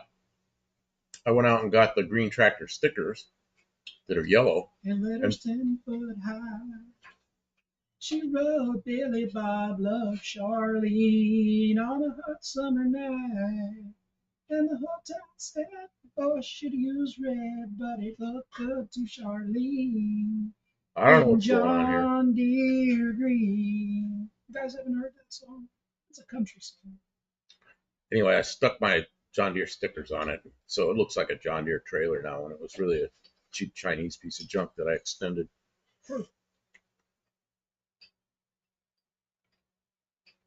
Tim says several times when I was near there in a big rig, there would be 6 to 8 Corvettes driving down the freeway. Most had camo wraps, so you couldn't see what they were changing on the new ones. Man, we just had some go by here. Oh, it's when we were on our way back from Texas on I-40. A bunch of them went by. They were way down there. Well, if you're in a Corvette, it doesn't take long to get to Texas. It's a long way to Richmond, rolling north on 95, with a redhead riding shotgun and a pistol by my side.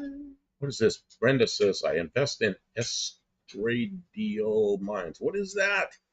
Kim, tell me what that is. About that far up. I invest in estradiol mines. Nice. I don't know what that is. Okay. That's okay. Orange if tractors. you know, you know. It's an inside joke, and I get it. That's right. Also Lamborghini tractors. Yeah. Did you? Any of you watch? What was his name? What was his name? From Top Gear. Clarkson. Is it Clarkson or is it one of the other guys? Jeremy Clarkson. Okay. He did a series on Amazon shows. Clarkson Farm. Clarkson Farms, and you know, he had to buy the best. He went out and bought this giant Lamborghini tractor. Giant Lamborghini tractor. Smells like a John, runs like a deer. Jeez. Smells like a John. Blue tractors, New Holland. Aren't Fords also blue tractors? Let's see. Yes, Lamborghini tractors. Tim, east of Butler, Pennsylvania, there are old limestone mines that grow moonlight mushrooms in it. Yeah. Those are about 10 miles long in there. You know what? Have you been there recently? Because they got bought out, not bought out, they got outbid for a lot of the major contracts and went out of business for a while. Moonlight Mushrooms was, they got beat out for contracts by some company out in Philly. I don't know if they're still there. Dexter says tan and orange tractors are case. Hey, case is like a off yellow or orangey looking yellow color. Our machine is a Yeah, case. because we have a case here. The skid steer is a case, and we bought the paint to match it. And then Kim went and painted her tank with some other bright yellow paint. I don't know why she did that after we bought the matching paint, but so she has a bright yellow tank on her case. That video, the guy street racing away in Europe with his 1970 Formula Firebird reminded me of what makes my 1970 Trans Am so special. Turns 140 plus, easy, goes fast, straight line too. Only other bet.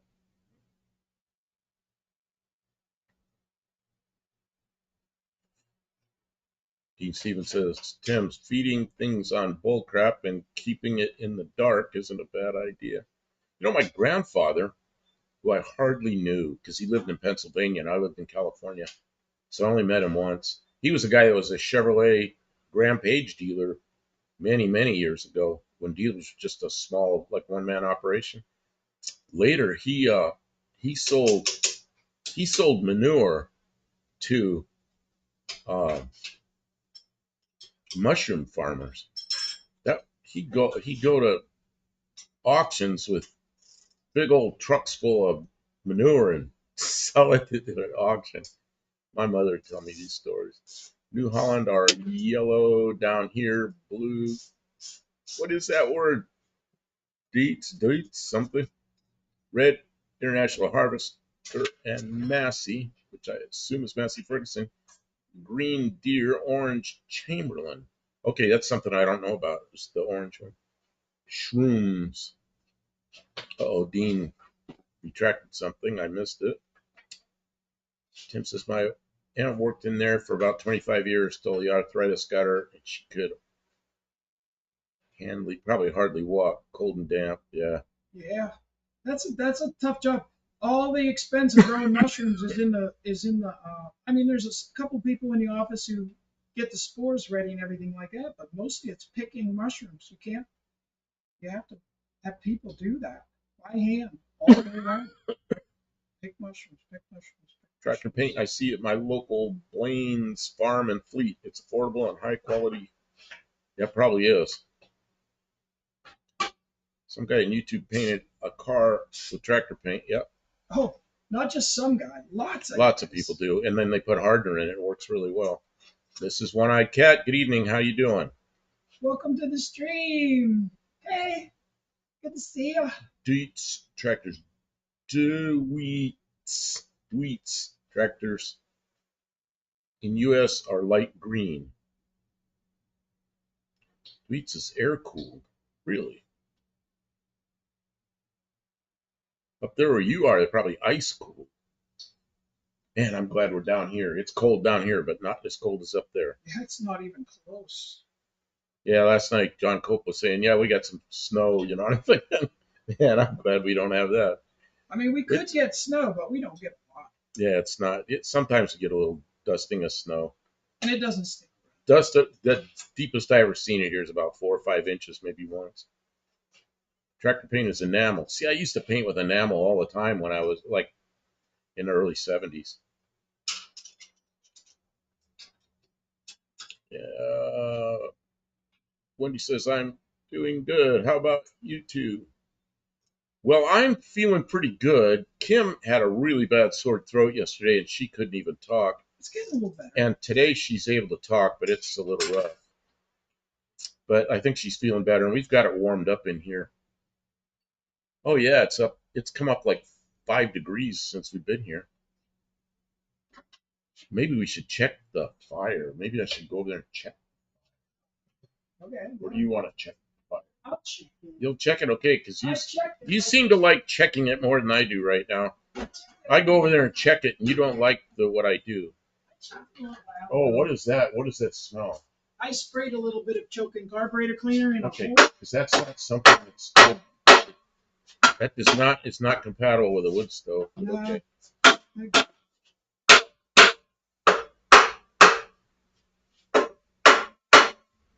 Yeah, $30,000 cash.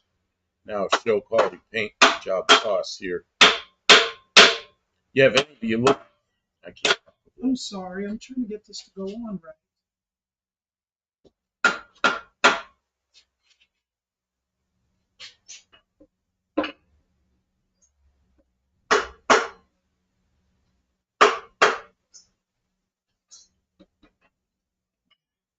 All right, I'm done. Strangely, our trademark color tractor paint comes in 3.78 liter cans. Man, I always thought it was all our gallon cans say 3.8, but it's probably the same thing. So they come in gallon cans. That's pretty funny. It gets made by someone here in the United States. Alcoa. Tim says he just finished leftover Thanksgiving pumpkin pie.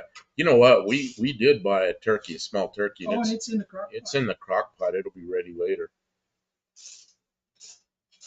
Some people paint with a floor broom. You could. You do concrete. Well, you know, if any of you watched what was that, a year ago, we put a deck lid.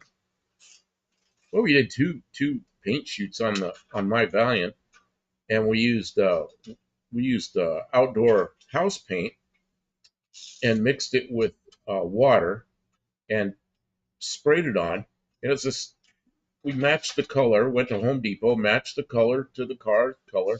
The car was kind of, it's 1972. It's old, chalky looking paint. So when I painted it, sprayed that on there, it looks like it matches. It's perfect. And it's outdoor house paint. It can be out in the rain for 20 years. It's not going to come off. And it's not going to fade. It looks pretty good. So it matches the car.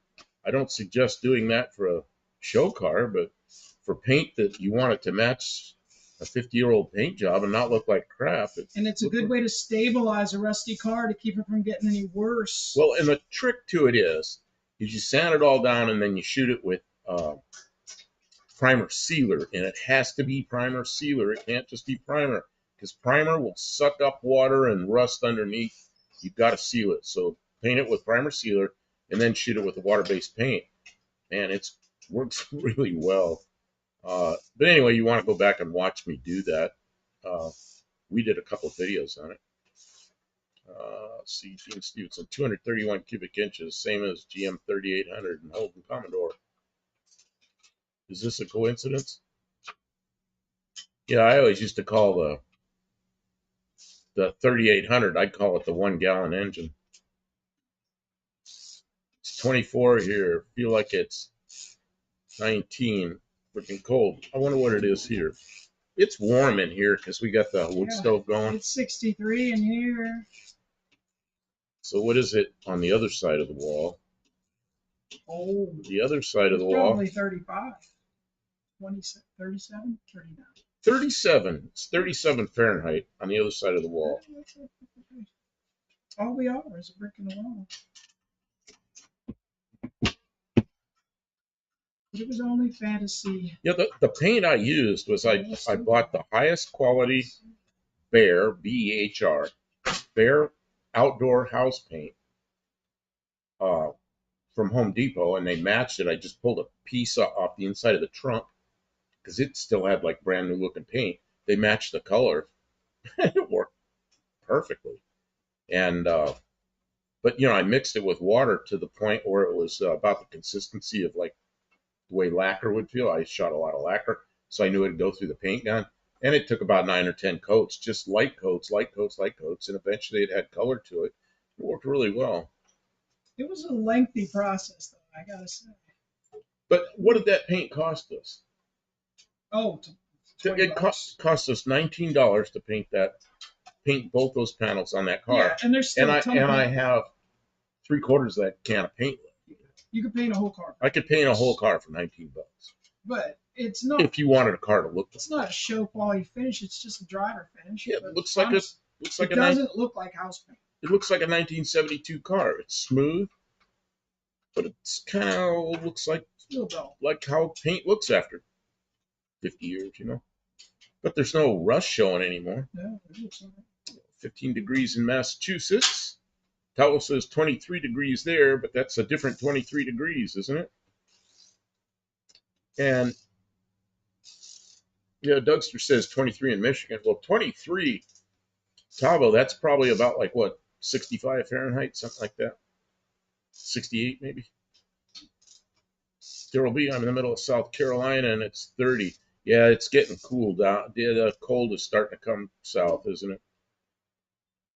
Tabo, that's a nice day. Dean Stevenson. Oh, 73.4 degrees Fahrenheit. Kim, you're going to have to entertain everybody. I'm going to walk over there and mess with the fire. Be careful, it's hot. Make sure you turn the fan away. I understand. Oh, listen to him getting all. Don't get nebby with me. Don't get nebby with me. Earl Scheib approved. That's right. Earl Scheib is not approved. Just we'll paint any car for $99.95. I remember when it was $29.95. That was Earl Scheib. Any car, any color. Yeah. Boy, they put it on really, really light. It was just a dusting of paint. All right. We're all talking about the weather. Are the groundhogs hibernating? Yes, Dean. The groundhogs are sleeping. Daryl B is in the middle of South Carolina and it's 30 degrees. Yeah, it is. It's that time of year.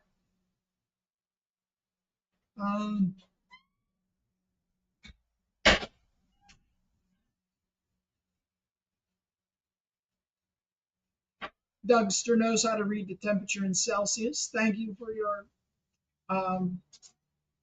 yeah. I sort of know, but I usually just convert if I really have to. Boy, our thermometer here doesn't even have both scales. It's only in Fahrenheit. Usually they're both side by side, like a speedometer. It's got miles and kilometers. There's an old building near me, has a real Earl Scheib sign on the side of the building. Surprised no one has taken it yet. Yeah, I'm surprised.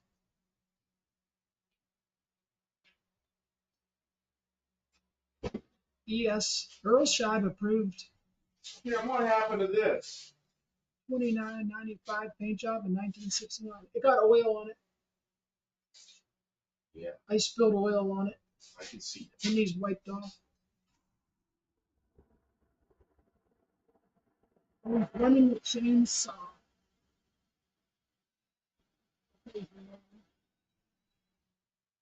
Roll it over. It'll be. I know. Here, I got aiming this. We're gonna cut some wood, firewood.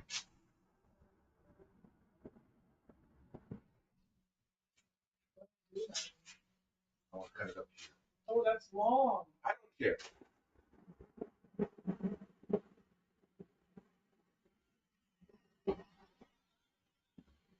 You got to put it down. Okay, let's do another one. While you're here. Yep, you got it.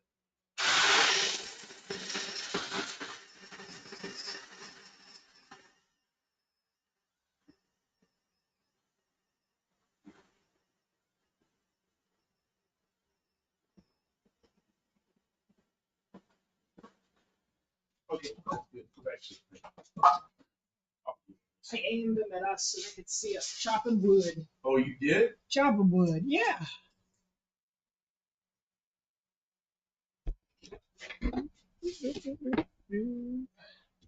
He doesn't believe me. Got you guys back. I'm just staring at an empty screen. Didn't come here for that. Is there anybody else streaming tonight? I think one of the reasons we get so many people watching is there's not a lot of people streaming automotive car club stuff this late at night. So if there's anybody looking for something entertaining, we're the only one to find. We're the streamer of last resort.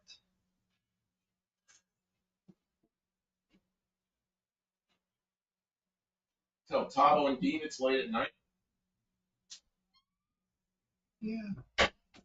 I used to watch that. That's why we have a worldwide audience too, is because sometimes we're the only Americans streaming. Dr. Go says, I used to watch those Earl Scheib paint job commercials. The 60s commercial showed them painted over chrome Chevrolet emblem and tons of incandescent floodlights for drying paint. Oh, I see.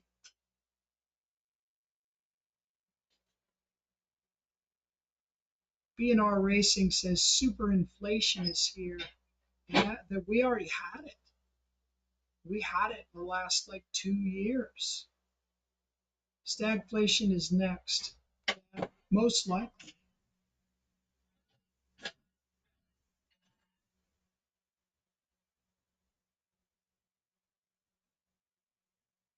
Dean says it's not that late. He can still do lawns.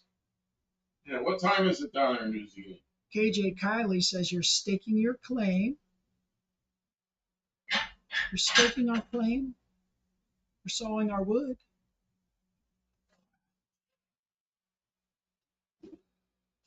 Oh my. Excuse me.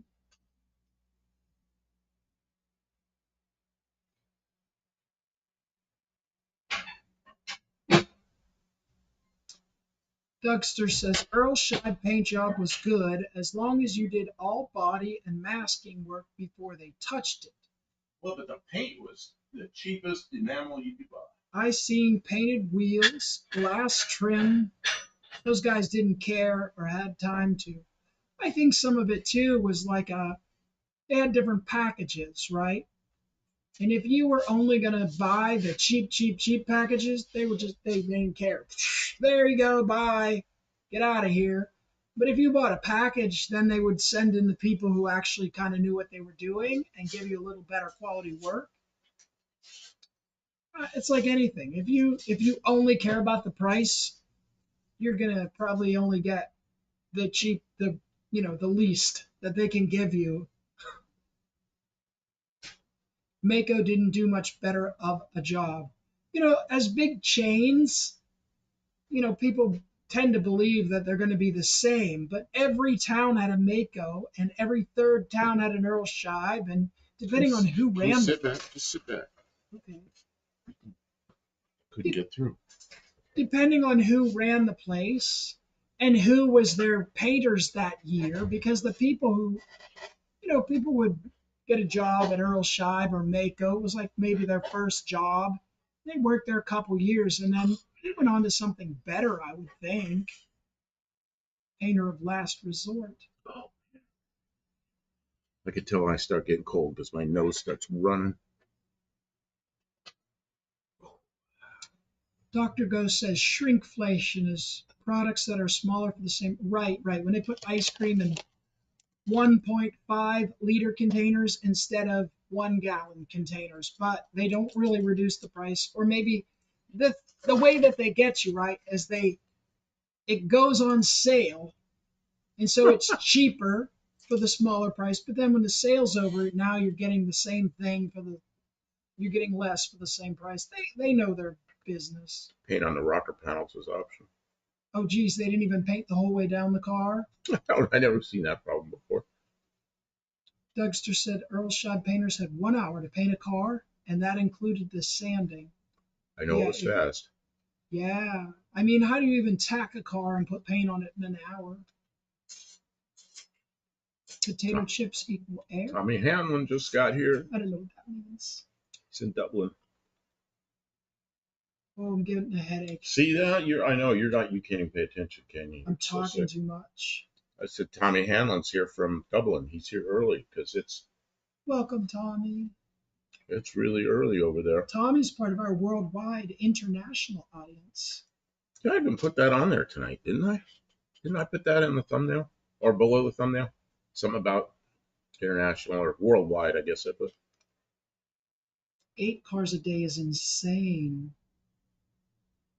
I would expect they had a couple people prepping a car and then one guy just shooting shoot, paint. shooting paint, shooting paint, shooting paint. Today is the day we paint blue cars. Maybe, Tomorrow we paint red cars. maybe.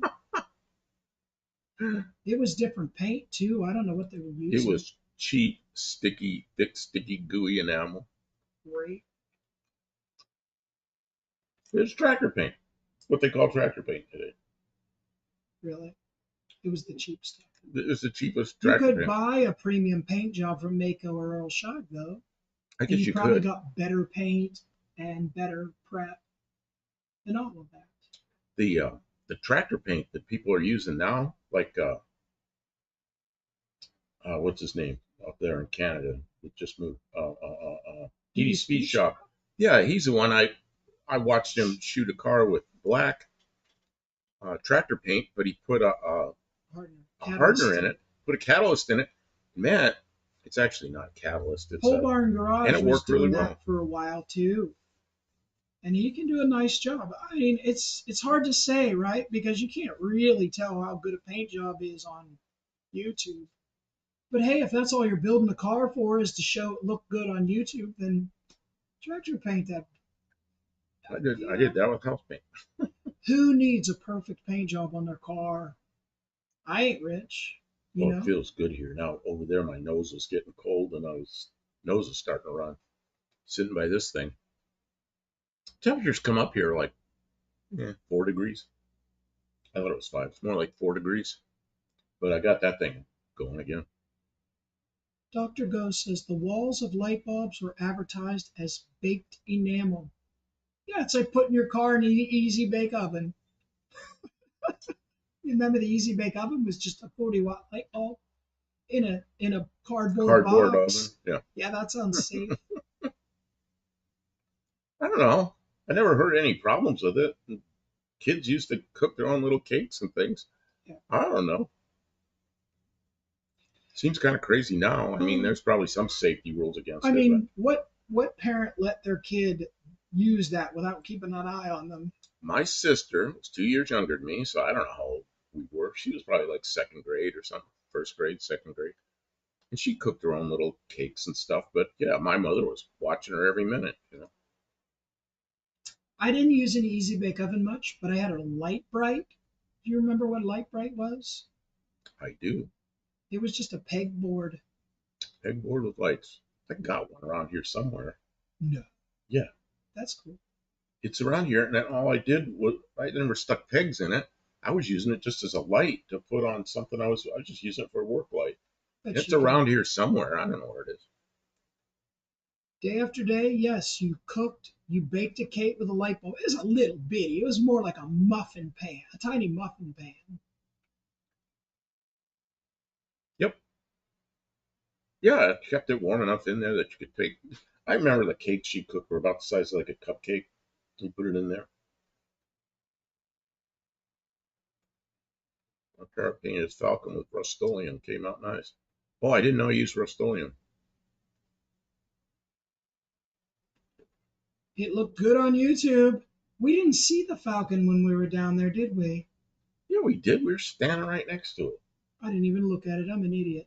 We were standing right next to it, and he talked about it. I looked at his red truck, and I looked at his other truck, Big Richard. I didn't really even look at the falcon that much. Well, you may not have. I was standing next to it with him, and then you came out later, so maybe you weren't looking at the falcon that much. I don't know. B&R Racing says that paint pigments Ooh, what was that? used in Oh, famous. we're going Max Headroom again. It'll catch up. Oh, it got all flashy and went da da da da da da. Anybody seeing video problems? No drop frames, so they just get a little better, a little more delay. It'll be okay. No, it started doing that vibrating shit. I see it fixed itself. Okay. You know what? We probably can't put the heater this close to the camera. Well, except the heater's pointing away from the camera. Well, we'll see. If it keeps doing it, we'll fix it. B&R Racing said paint pigments came from Ukraine for names like PPG. I know I didn't know that. PPG had testing grounds up in Pittsburgh where I was from. They had big swatches of paint, just rows and rows and rows of paint swatches out in the sun, all all on little squares. Look like big rows of solar panels for test swatches. But Buddy, Car- yeah, I mean, maybe Ukraine mines the minerals they use for the paints. I wouldn't be surprised. Buddy Carfano says, got chemistry set as a little kid. I had a chemistry set. I learned how to do, what do they call it, secret writing and stuff, where you write with a chemical and then later you put some stuff over it and it would show up. Olive's here. Dr. Go says inexpensive paint for fiberglass boat restoration from the 50s and 60s. Use tractor paint and they turn out pretty good from 10 feet away or further. I mean, it's a boat. I don't know if it's just show boat. Then you need to use the high build epoxy or whatever, but it's just a fishing boat. Dougster says a big green flash. That's what I saw. A big green flash, and then it went to max headroom. But it Sorry, stopped doing that guys. now. I don't know what happened. I guess it's Why better is now. laser called laser when it's actually laser? I don't know. Laser. It's spelled with an S though. Because it's British. I don't know. Yeah, and I went to England. Everything they don't put Z's in anything. No Z. Except the place I work, we had an airplane called the Zephyr. Yeah, look that one up. The the Zephyr in out of England. Let's see here. This past spring, I was looking for GM gear marking compound. Used to be $1.99 for 4-ounce tube. Setup of differential ring and pinion. All gone while it had wanted 200. What? I guess the ring and pinion stuff went up way in price. Inflation, hyperinflation. Some dude in Ukraine was selling gear marking compound for $50. Well, that he may. Yeah, well, Ukraine used to be part of the Soviet Union. We weren't buying anything. What did we use before that? I'm sure there's a way to make it. I like old chemistry sets with thorium and radium. Old fashioned. Don't be eating thorium and radium. You'll kill yourself. You know where I used to get thorium was from lantern mantles. Like the You did? yeah lantern mantles were thorium. You didn't get them. It's an alpha emitter. You watched that info Yeah, but histo doc about I that had guy I had plenty of those. who built I a had plenty of those. I just didn't take them apart, but okay. I had them. They worked great. Yeah, that guy actually took them all apart and used them. Russian blue works on gears, and so does spray paint You have in a to read pinch. the people's names and Okay, then read Kim, them out loud so people watching the can you do stream that? know I'm running out of voice. Ukraine's Olive says Ukraine's manufacturing has been supplying a lot since then, buff, notably wiring harnesses. Yeah, I mean, I'm just saying that. How did we set up gearboxes? Before the breakup of the Soviet Union. I mean, that was only what 30 years ago. So we were doing that before then. You know, I'm sure we can do it now somehow. Just gotta start making the stuff ourselves. Figure out what to do. It makes you an alpha male. Yeah, there's a guy he was called the radioactive Boy Scout, and he took that stuff. Oh, there's a whole story about that. But yeah, when I worked at a nuclear power plant, we took some Coleman lantern mantles in there, and then we weren't allowed to. They checked you coming out, and they uh, they had like 17,000 counts per minute. We couldn't leave with them. They had to go into like a storage for stuff that emits alpha. Or I don't know where they stored it, but they had to be stored.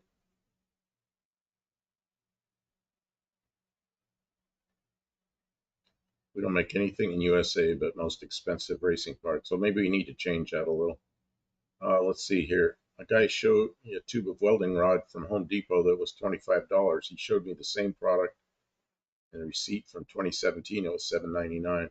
Yeah, it's yep. So I don't know. We need to start making some of that stuff. And we need to be resourceful. We can't throw our wealth away. I People mean, are I mean, is so disposable. Everything goes in the trash and they want to buy brand new. if gear, We've got stuff here that's not brand new, but it's excellent. And you just have to know how to be if resourceful. gear marking combine went from $2 to $200, we need to figure out what to do here. You know, Yeah. Learn how to make your own gear marking compound. see, hey, you can block alpha particles with paper bag if needed. Well, yeah, but he was using it to, yeah, your skin will block the alpha particles, but the you just don't want it internal. You don't want to breathe this stuff. Um, the He was using the alpha to bombard. Was he bombarding aluminum foil? Something was coming off the other side of it. At least it cannot be eaten by rats.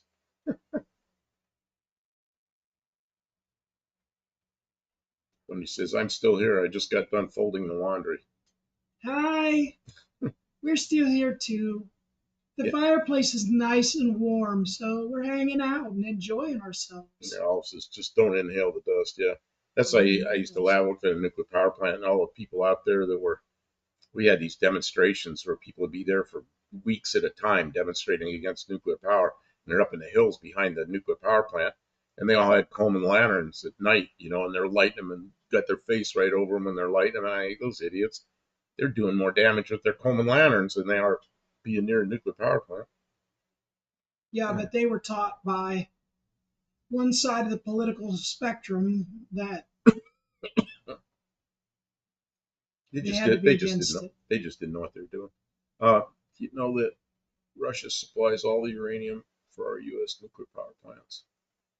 Of course, that World War III stuff. No more Russia uranium now. Uh, yeah, I was surprised that a lot of uranium was coming from disabled nuclear weapons from Russia, but that stuff's. I don't really know how they're doing that because that stuff is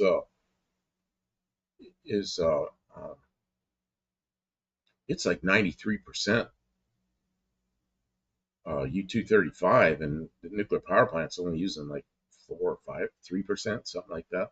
So it's nowhere. It's way enriched. So that I don't know what they're doing there, So but I guess they're doing it. the Russian government is corrupt, and the United States is smart enough to know that if they offer Russians enough money, they'll disable their own nuclear weapons to sell the enriched Yeah, nuclear products to spies so they can make money. And then the United States gets the already mined, already enriched product to use to make power back home. And then the Russians have disabled some of their own weapons to, yeah. Who to knows? just for money, just for money. And it's like, okay, that works. So corruption actually protects us because they're so corrupt that they disable their own weapons. And I sure hope that we've disabled a lot of their weapons. But that does not mean we couldn't produce our own here at home. It's just cheaper to steal theirs through corruption. And taking trash out. Oh, this is Mrs. One Eye Cat. Taking trash out. She's I working harder still than got me to do the tonight. dishes. They are soaking. I like it when dishes are soaking and they're doing their own thing by themselves. I cooked a turkey today, She's cooking a turkey and right I now. put this intake manifold on this slant six today too. I don't really like how this manifold looks. I guess maybe it's warped. What is this? I love it when Keep Up with the Jones happen.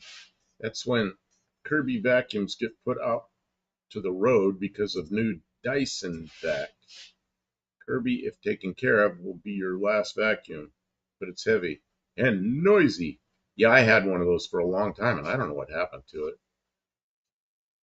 Uh, Actually, it was my parents. It probably went to one of the brothers or sisters. I just wasn't the one that ended up with it.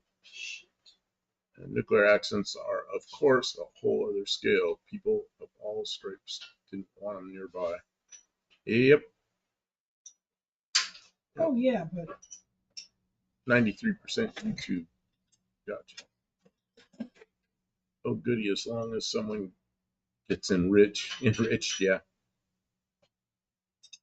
Well, that what was it called? The radioactive Boy Scout. He figured out how to enrich uranium in his mother's shed. Oh man, kid is like 14 years old. He had a pretty good atomic pile going, and it was getting it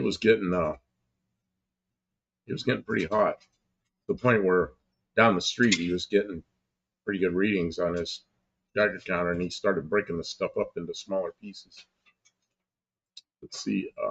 he liked that story. He read all about it. Oh, that guy died from it eventually. He was a Navy nuke after that. He was a kid when he was doing that stuff. Then he was a Navy nuke, worked on submarines, and then afterwards he's still playing with this stuff, and it eventually did killed get him. sick. Um, He was too lackadaisical with his safety procedures for too many years. Maybe not lackadaisical, but I don't know. Maybe the stuff he did when he was a kid, he overdid it, and there was no saving him after that. It's hard to say. It's a shame. Well, what's the other one where the guy, where they used to stick uh, the Demon Core? What was that incident called where the people got sick? Maybe we shouldn't talk about that I stuff. don't know what you're talking about. I don't want to talk about it. Okay, we should not talk about Unless we're gonna power a car with it. Even that's a stupid idea. it. No. You know what? We have nuclear powered cars. We have lots of them. Because when you plug your electric car in, That's true. It's nuclear power. a lot of it's coming from nuclear power, which is pretty Where does funny. battery power come from? Get a license plate on a Tesla that says nuke power. And it would be true. Oh, man. Some people would, yes. I read that, yeah. Christ off the cross and circle back for the nails. Hey, they come back for the wood too. That's why I just didn't read it, that's all. that's why we don't have the wood from the cross, because somebody snatched it and used it for firewood. Talking about firewood, I'm going to walk over there just to get a quick look at the temperature and what's going on.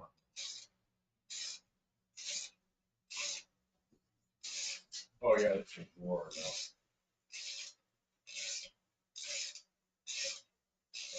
Oh, the stuff that's going on over there is just insanity. There's a lot of people suffering. War is really bad. I don't mean to make light of it, but also we can't get too serious about political stuff and world affairs. This world affairs are fair game, right? Probably Really. better to stick to cars. NATO told Russia, we don't want your natural gas because you won't surrender Vladimir Putin. So Putin said, okay, I'll shut your gas off, and he did. Well, they want to inflict economic sanctions to convince him to stop messing with Ukraine, and The whole thing's a it isn't mess. working. Yeah, I don't want to. He's got a plan, and he wants to. I don't want to talk about these idiots.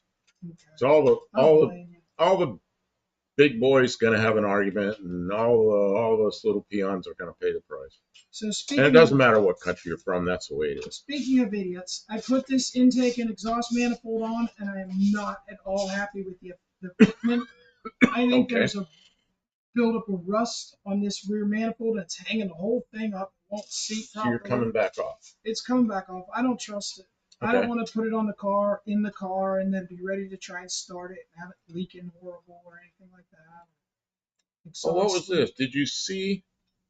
This is Tim says, did you see how many homes burned in Florida after those hurricanes? They flooded and the EV battery shorted out. No, I didn't know about that. I knew some of them did, but they didn't give us any numbers on any news source I saw. Do you have any numbers? I never saw it. Brenda Carr Girl says Russian cars are hideous looking.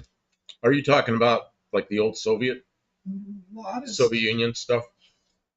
They're like Ladas. The Soviet Union contracted Fiat to build a plant and build the original Ladas, which is a Fiat 124 sedan built in Russia. And there were a few differences between the Russian one and the Fiat.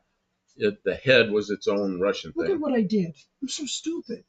Look how bad that is. Oh yeah, you left a piece of crap on there. Oh, Okay. how dumb am I? Here, I better show the chat how stupid I am. They love to see how I know. dumb I want am. to finish what I was saying, but I guess it doesn't matter. Okay, it doesn't matter. No, put it up there. This is car stuff. Let's show it. See that right there on the end? Big chunk. She didn't clean it off. I didn't even take the old gasket off. The stupid thing was never going to seal. I'm so dumb. How did I do that? What was I thinking? Check your work. Oh, that would have never sealed. Look how bad that is. I know. Oh, man. I only wasted an hour. So anyway, they built, Fiat was under contract, the Soviet Union, to build a facility to produce a car, which ended up being the Lada. And the joke was it was 8 kilometers long, and iron ore went in one end and cars came out the other end. They did everything in that plant, which is actually kind of amazing.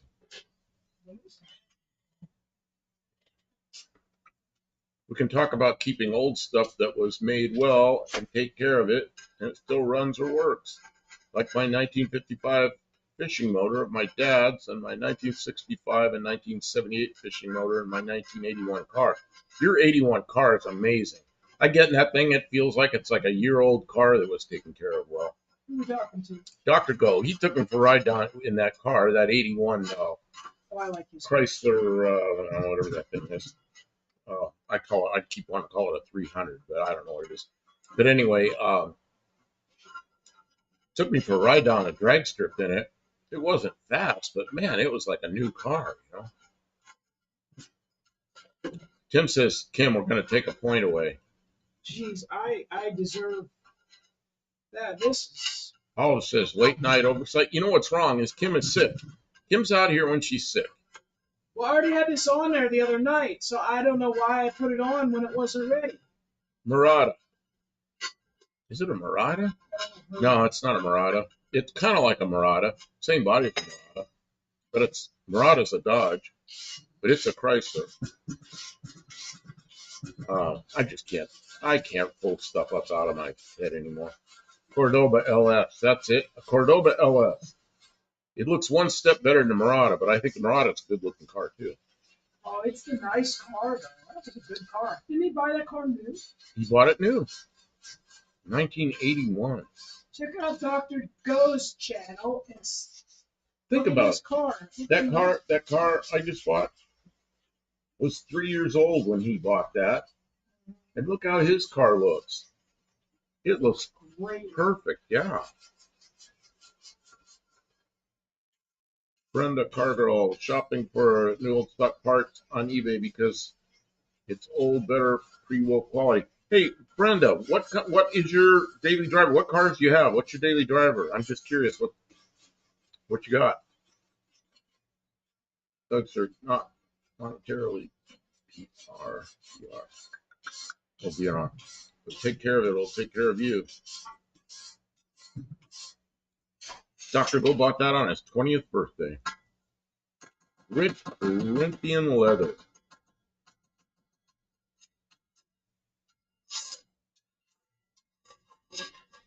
Kim's using the beekeeper's tool. I did a short on that not too long ago. I didn't even know it was a beekeeper's tool until the night I did the short. I had to look up what the tool is called. That's what we use it. This thing. It looks like it's just a flat. We use it all the time. I didn't know what this thing was called. It's a scraper. It's a pry thing. It's a really good tool. It's a beekeeper's tool for working on beehive. It even says it right on it. Tell them about the bees. Why do you have beekeeping tools? We used to have bees here, but it got really cold. The first winter Kim was here, it got extremely cold for here. like 20 degrees colder than it normally gets, and it killed all the bees. Now you just didn't care to build that all back up again.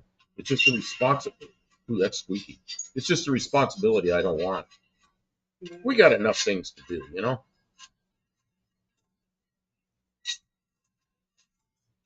We can feed some of the wild animals around here. Like if we got scraps, I'll put them outside, and the possums and the I don't know, some other animals pick them up. Dr. Joe says I couldn't afford the Corinthian leather option, so I ordered cloth. Most comfortable bucket seats I've ever had. Dougster says, wasn't the Chrysler fine Corinthian leather made in a factory in New Jersey by a bunch of ladies? Well, it could have been. Dr. Go, say hello to your wife for me. She's always so kind. We send messages back and forth, text messages, and it's nice to get messages from. She's been a really good friend, even though we don't really get to talk very much.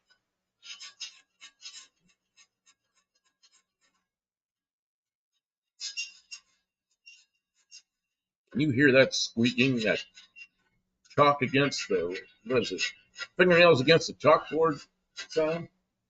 I don't know how much I should mess with this. I You know was what just I going to do? put this on there temporary to break, to Well, run. I'd get it right. Just take a sandpaper, like some 80 grit or something, put it across there. I didn't do it right. I just did it. Oh, pardon me. What I'll do is flip it over and That leather was a $3,500 option on the 82 Imperial. She says hi, Kim. oh, that's cool. She's there.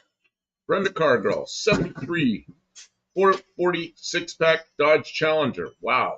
Is that what she owns? 69 or 61, 390, 3 2-barrel, which Ford did call a tri-power, and Chrysler called it a 6-pack. Same basic thing, but tri-power Starliner. Man, that's what I had. Same thing, and I bet you got those big cast iron exhaust manifolds too that are like headers, but they're cast iron. 99 Dodge Cummins. Are these her cars? 66 Ford F-250 4x4. 66 Dodge with 66 Dodge 100 4x4. 64 Dodge Polara. Man, that's a B body. 64 Polara. Brendan, you're my new best friend. When do we hang out? 64 Plymouth Sport Fury. 37 Plymouth Hemi Coupe. Well, how'd that Hemi end up in there? Coupe. 66 Plymouth Belvedere. Wow. Wow. That's a collection. We got a couple of mine in there I really like the 61 Starliner 390. Yeah, that's what I had. Mine had 3 2-barrels, and it had the big cast iron exhaust manifolds. Some guy kept offering me more money and more money and more money, and I needed money. I was running out of money, and it went away. It's like, yeah, what year was it? That was in the 80s. It was probably 1980. It wasn't an irreplaceable thing, though. It was a really nice car. It was 1984 or 5, probably 1985. I'm sorry. But it was right after that I got that Ford Futura, like the one I have now. Let's see here. I know for a fact that all Rochester single jet, dual jet, and quadrijet were made in one place and were built by crews of ladies. Really? Dr. Go, I think maybe 81 Imperial, which was $19,000, and mine was $8,500. Yeah, the 81 Imperial is kind of an interesting looking car. I like the looks of the front end of it, but not the back end so much. But the one that you have, the LS, I really like those things. It was pretty funny. I put that picture up for a live one night of a red 81 LS, and he showed up at No Name Nationals with it. I thought it was the same car, and he said he did it as a surprise. I thought did a double take when he drove up. Thanks for hopefully make it to January 20th, 2025. Second son witnessed by Ukraine. See, Brenda Cargill, 66 Plymouth Belvedere, 65 Dodge Coronet, 40 Dodge pickup. Oh, there's more. 66 Belvedere. A friend of mine had a 66 Belvedere for many years with a 318 Poly, but it was just a car. He got rid of it. 65 Coronet. I know exactly what that looks like. Brenda has some cool rides. Yeah, I guess so. Alice says, I just have a couple of crappy Valiants in the neon. You got one really cool Valiant because it's a U. Brenda's got more. Two 1966 Fairlane, 64 Falcon, and 66 Mercury Cyclone. Man, Where's she hiding all these? where you got? What do you got? A car lot somewhere? See, Doug's Wolverines. Tax return time soon after. See how much I get back dollars out of my $25,000 taxes taken. Yeah, okay. I want to get out of politics here. Let's see here. Dougster TA engine short block coming to Michigan. The Steve Morris Racing. Really? Dougster over the garage. Okay, let's get off politics. Let's see. One more going to Ed in Arkansas. Doug. Who I like Ed. Brenda. More. I think she's just making them up at this Are point. you making this up? 64 Dodge W300 4x4, 55 Chevy 4-door, 57 Ford 2-door wagon. Oh man, now we're talking. I had several of those. I had one of those with a, man, what did it have? 292 or 312, I don't remember. And then I had a couple of them that had FEs in them, and one of them had a 406 Ford, what I called a 406. It was an 80 thousandths over 390 with tri-power and fender well headers on it, which I shouldn't have put fender well headers on it. Ozon from Ukraine, Turkey. Hello, how you doing? Brenda says her property is full. Yeah, I guess. Man, where are you? Hope that stuff isn't out in the snow. You know, our holidays here goes through.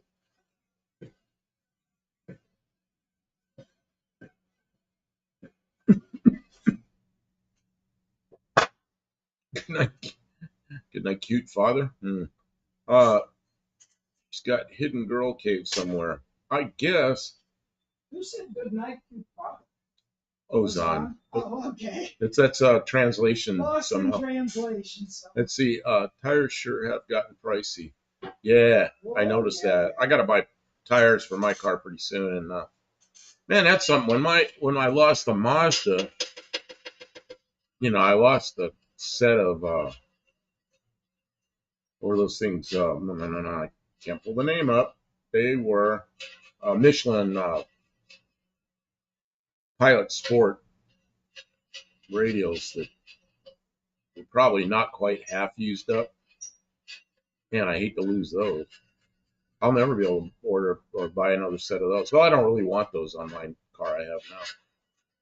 Brenda Moore, 1929 Chrysler. Oh, Yard Art. 1937 John Deere Model A tractor yard art. Well, tell her to come in on a Tuesday and send us a bunch. Hey, that's what you got at Brenda.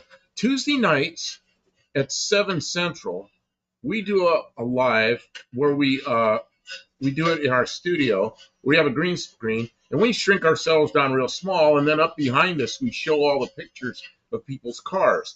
And you can send those in. Send us some pictures. I'm gonna send the pictures in. We believe you. We just really would love to see it. Oh, what's the year that we're supposed to be discussing next? 1966. Send us pictures of your 66 Hang on. specifically to talk about. I'm busy here. I know. I'm sorry.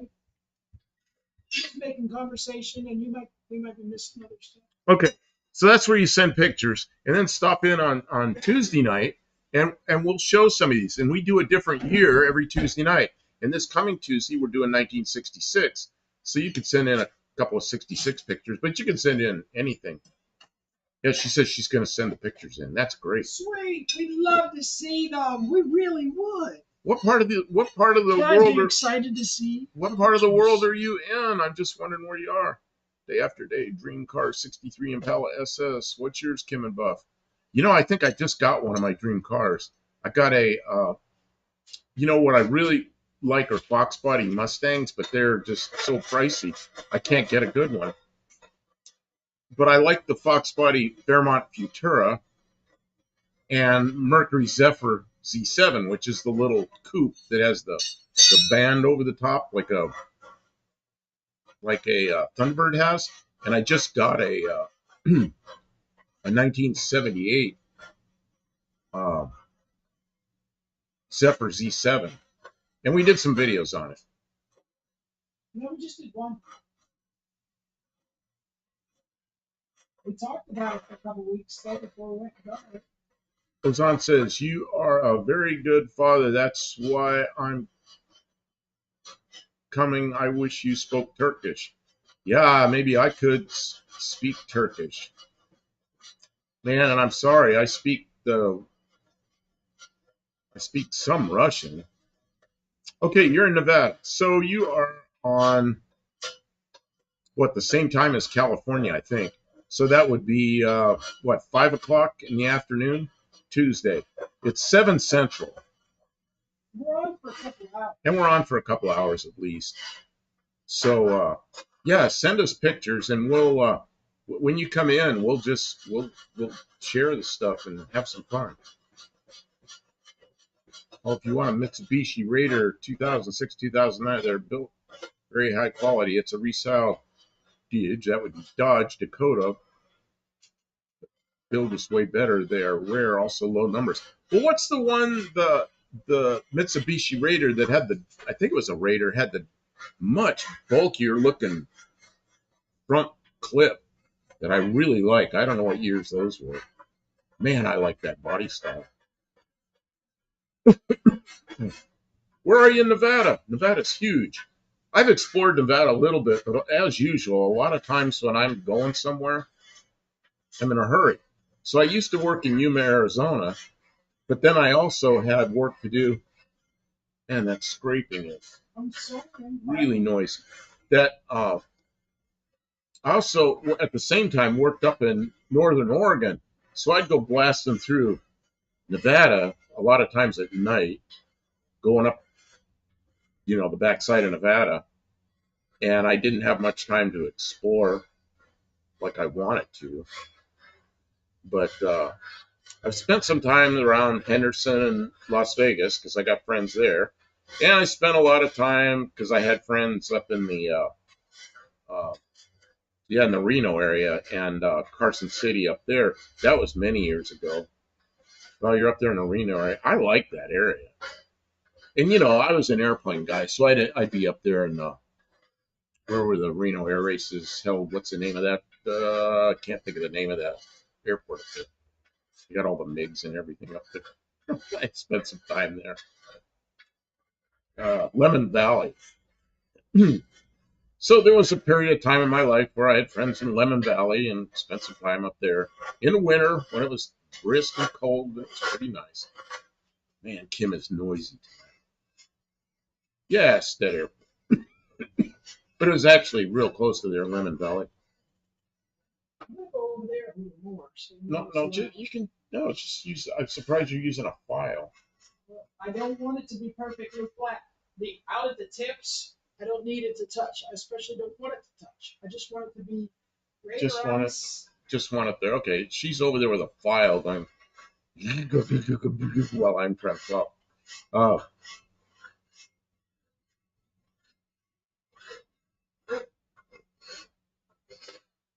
Ah, you говорите по-русски? Нет, St. Petersburg. I am not Russian.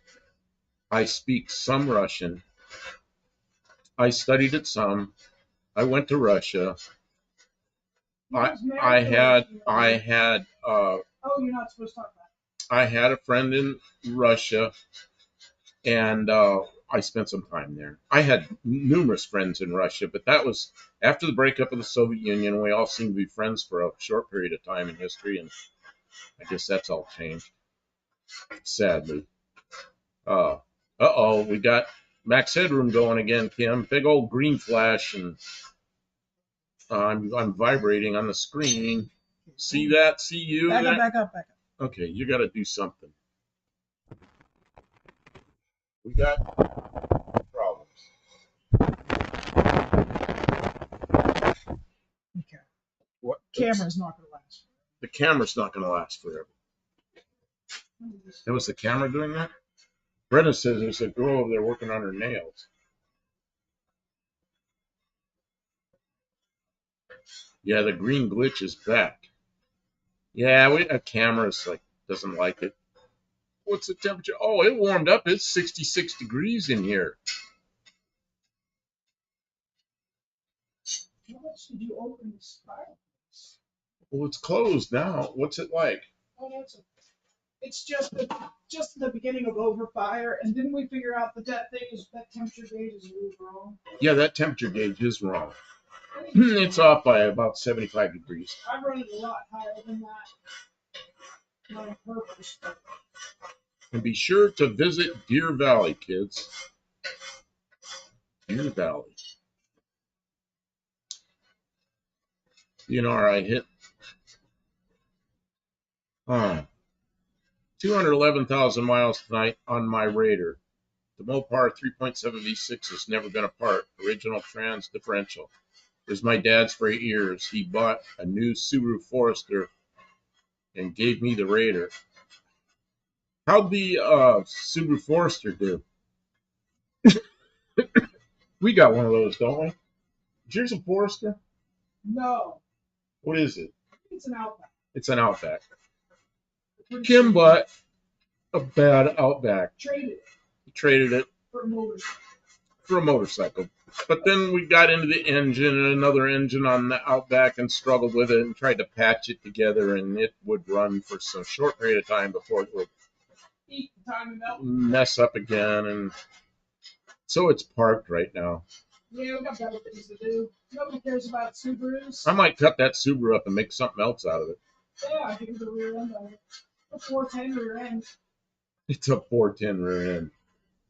I thought those things were front drive. I guess it's all-wheel drive? All-wheel drive. All-wheel drive. Well, right now it's no-wheel drive. I don't like the Russians because they started a war. Yeah. Yeah. War's bad. Well, I'm not really going to talk about the politics of it because that's not what this channel's about. But I will say that there was a period of time in the 90s when I thought we were all friends, and I was there, and we all acted like friends, and I had Russians come here, and I went there, and we had a good time. But I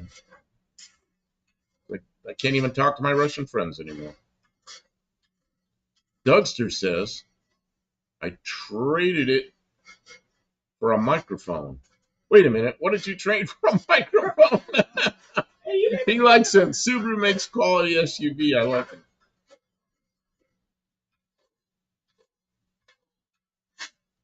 Subaru's the card of the scissoring crowd. Scissoring crowd. Who said that? Brenda Cargirl. Brenda! We know it's true, but you're not supposed to say it out loud on someone's stream. I wanted to have a Subaru so much, I really did, but it didn't like me. I tried. I thought, it'd be a perfect fit. I'll have a Subaru, but nope. Two turntables. 2 turntables and a microphone. KJ Guiley says that. And we bought. Oh, Tim says, and we brought back wives. You brought back what? Tim, I guess he says, and we brought back wives. I cannot talk about that. I just can't talk about it. I was married to a Russian speaking woman, and well, what was that noise? Something like kabang. That was just some kind of something getting warm. Yeah, it was a can warming up. But I think she was more from Azerbaijan, Baku, than from Russia, and I don't know how that works out in today's mess. She's been a U.S. citizen for 30 years, so Yeah. she's a U.S. citizen. She definitely doesn't want to be known as Russian right now. She speaks English, and we're no longer married, but we're still friends. But she doesn't want people to think she's Russian because it's not good to be a Russian here now. And she isn't a Russian. So she doesn't want to be called a Russian. Yeah, Ozan, I understand, but I'm going to try to keep this on cars and driving and all that. All of us can watch that mess when we're not doing this. This is a break from all that. Hopefully. Here in our garage, they cannot affect us. Well, they can't. They can, but they can, yeah. But we try and have some time away from it because it's stressful, upsetting.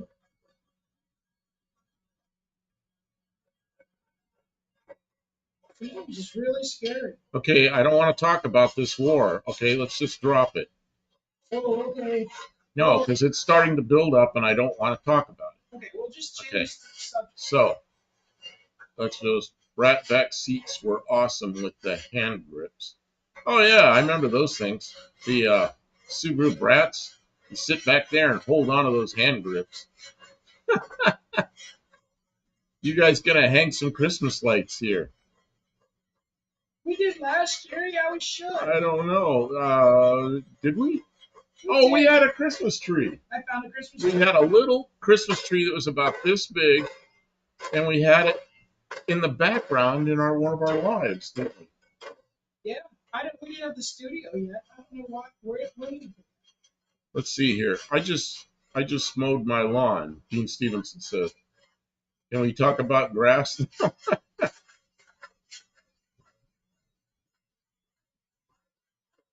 Him still filing. They can see you, I guess, over there filing now. I gotta make sure the ears aren't. They've got too much rust built up.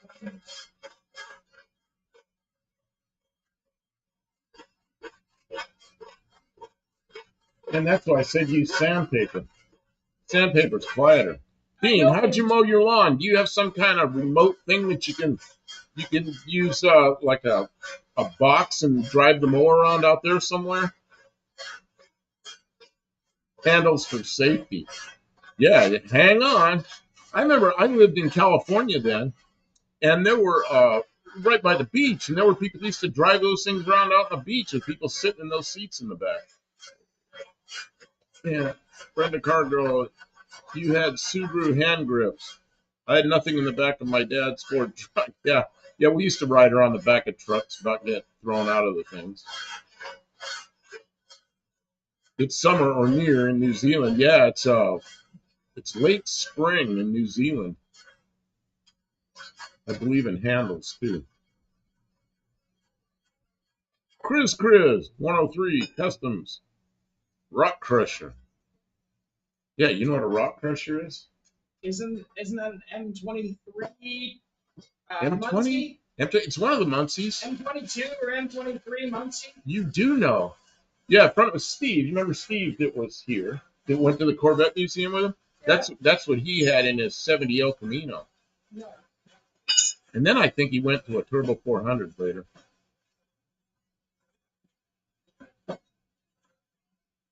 Dr. Go says, I can talk about catching my 10th mouse of 2024 in the garage, 2 in 2 days. Darn critters. Yeah, they can make a mess, can't they?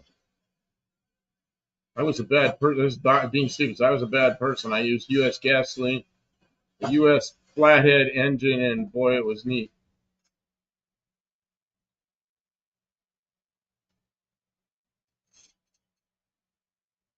I neither talk nor politics. They are of no use to me, and I am happy at home in Istanbul, Turkey.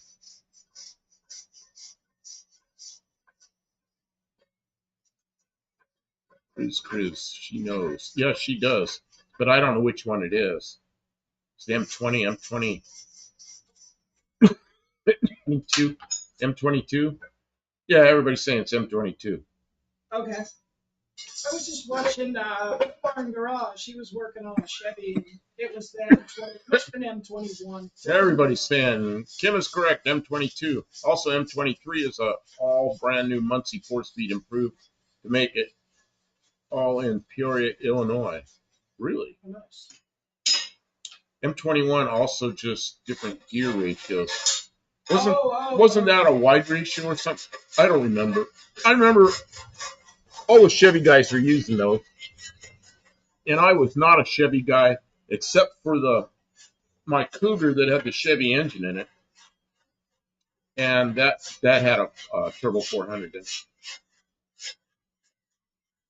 Man, I could do that again, couldn't I? What's that? Put a Chevy in a Ford. You could. You got a Chevy right here. Everybody get mad at me then. That's okay. That's how you get the views. You piss people off. Rick loves to come and tell you you're wrong. You're stupid. Your favorite stuff to say to people. People on the internet, they forget. See you on the internet, they forget that you're a real person. They start talking smack. When people see you do something wrong, man, stop. Wait. She's filing. Dean said 7-degree helix angle. He would know that. What's up? In the transmission? Yeah, the 7 degrees. Yeah, that's what I thought. Wide and close ratios. But there was an M20, M21, M22, wasn't there? Wasn't there an M20 as well? I don't remember.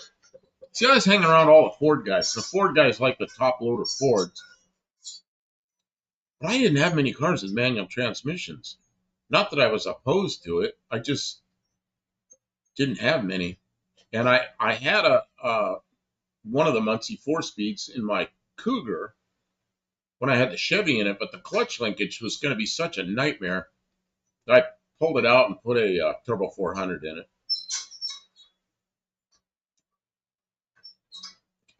Australian Ford Falcon racers from 1979 to 1984 used Muncie M22 behind the 351 Cleveland. Really? Really? I didn't know they ever used those in any Ford products. You guys got all those really good looking Falcons down there. The Falcons we got up here were economy cars. And of all of them, I like the original, the 1960. All of the 63 and 4 with the low tops, I guess, in the 65. What they call those things? Falcon Sprints. Those are pretty good looking cars too. Put a turbojet Ford 429 into a Corvette. That will piss people off. Yeah. I had a 66 Chevelle, and that's when I had all those Fords with the 390s and 406s. And I threatened to put a 406 Ford in my 66 Chevelle. Man, I had people upset just for me bringing that up. I never did it. The turbo, yeah. I love Chris's frozen bearing video that cut a long straight trench when he dug that rig out. The top loader used to fuse up, as Dean says, the top loader used to fuse up third gear on the main shaft, so Ford guys started using the Muncie. Really? Not factory, an approved option for sedan racing.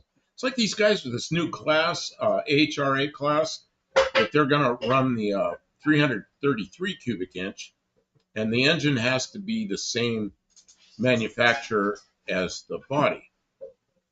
But you can run any transmission you want. So you could run a torque plate in a Ford if you want. Let's see here. M20 is wide ratio. M21 is close ratio. And the M22 was also a close ratio. Okay.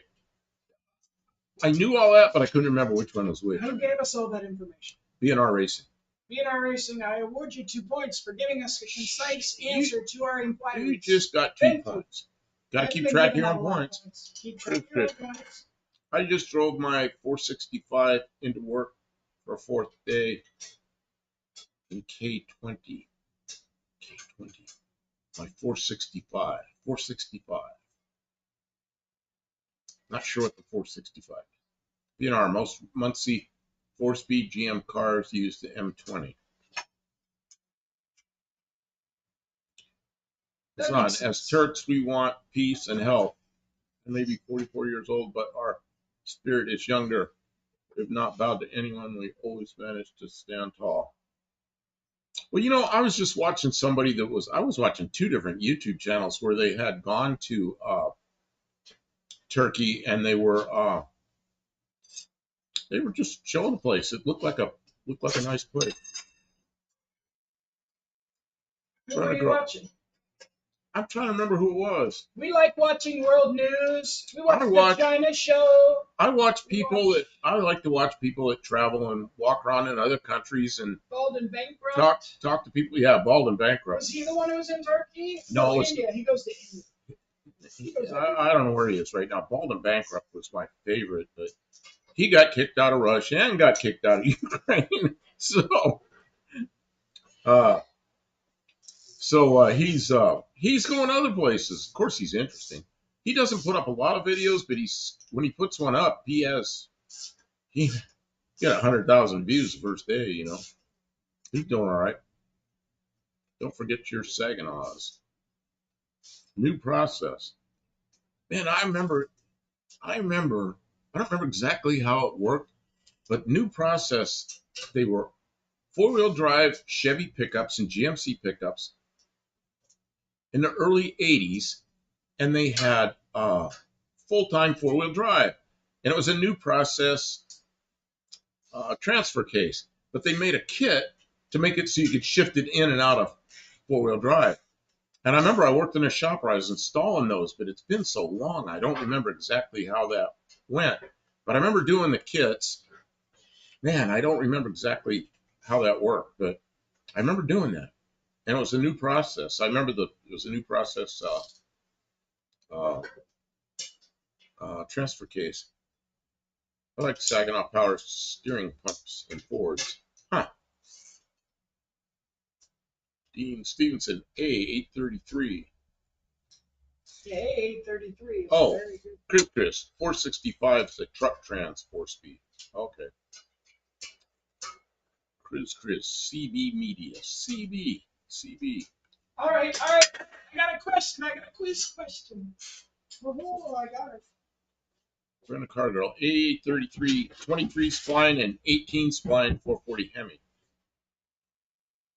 Somebody will get this pretty quick. Autostan and Panadol, Turkish 4-door cars. Brenda Cargill, 203 transfer cases. I have no idea. I remember we used to get these trucks in. It was just like a job I'd get. And I had to install that kit. And the guy that I worked for tried to give us jobs we liked, and that was not one I particularly liked. Sorry. But I did it.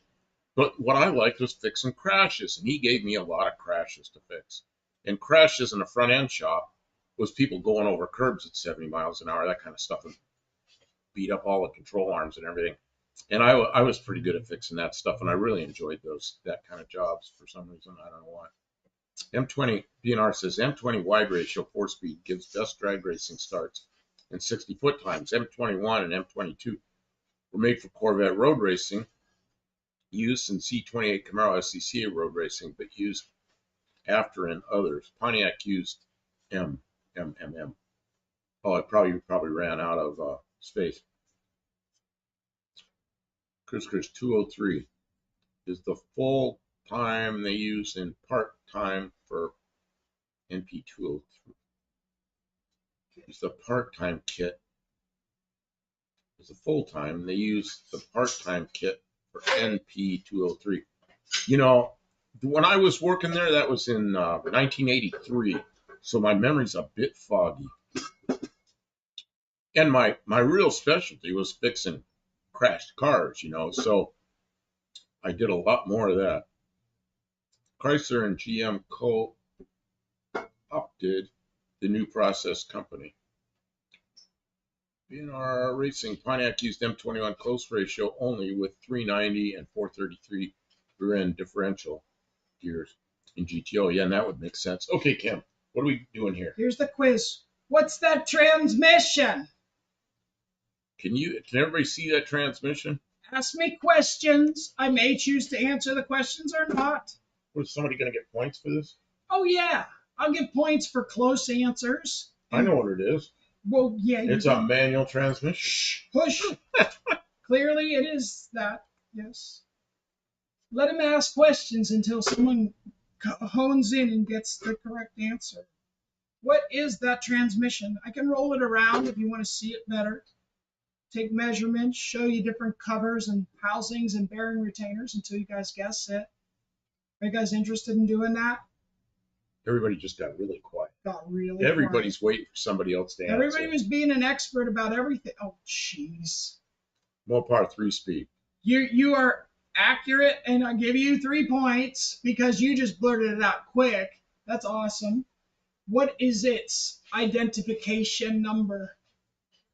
Tell me more. Looks like a mirror image of an Aussie BorgWarner 3-speed. 18 split, what? That's probably spline. Mopar 3-speed. I don't know if that's 18 or not. I couldn't tell you how many splines it is. It is not a 904, buddy. Let's see here.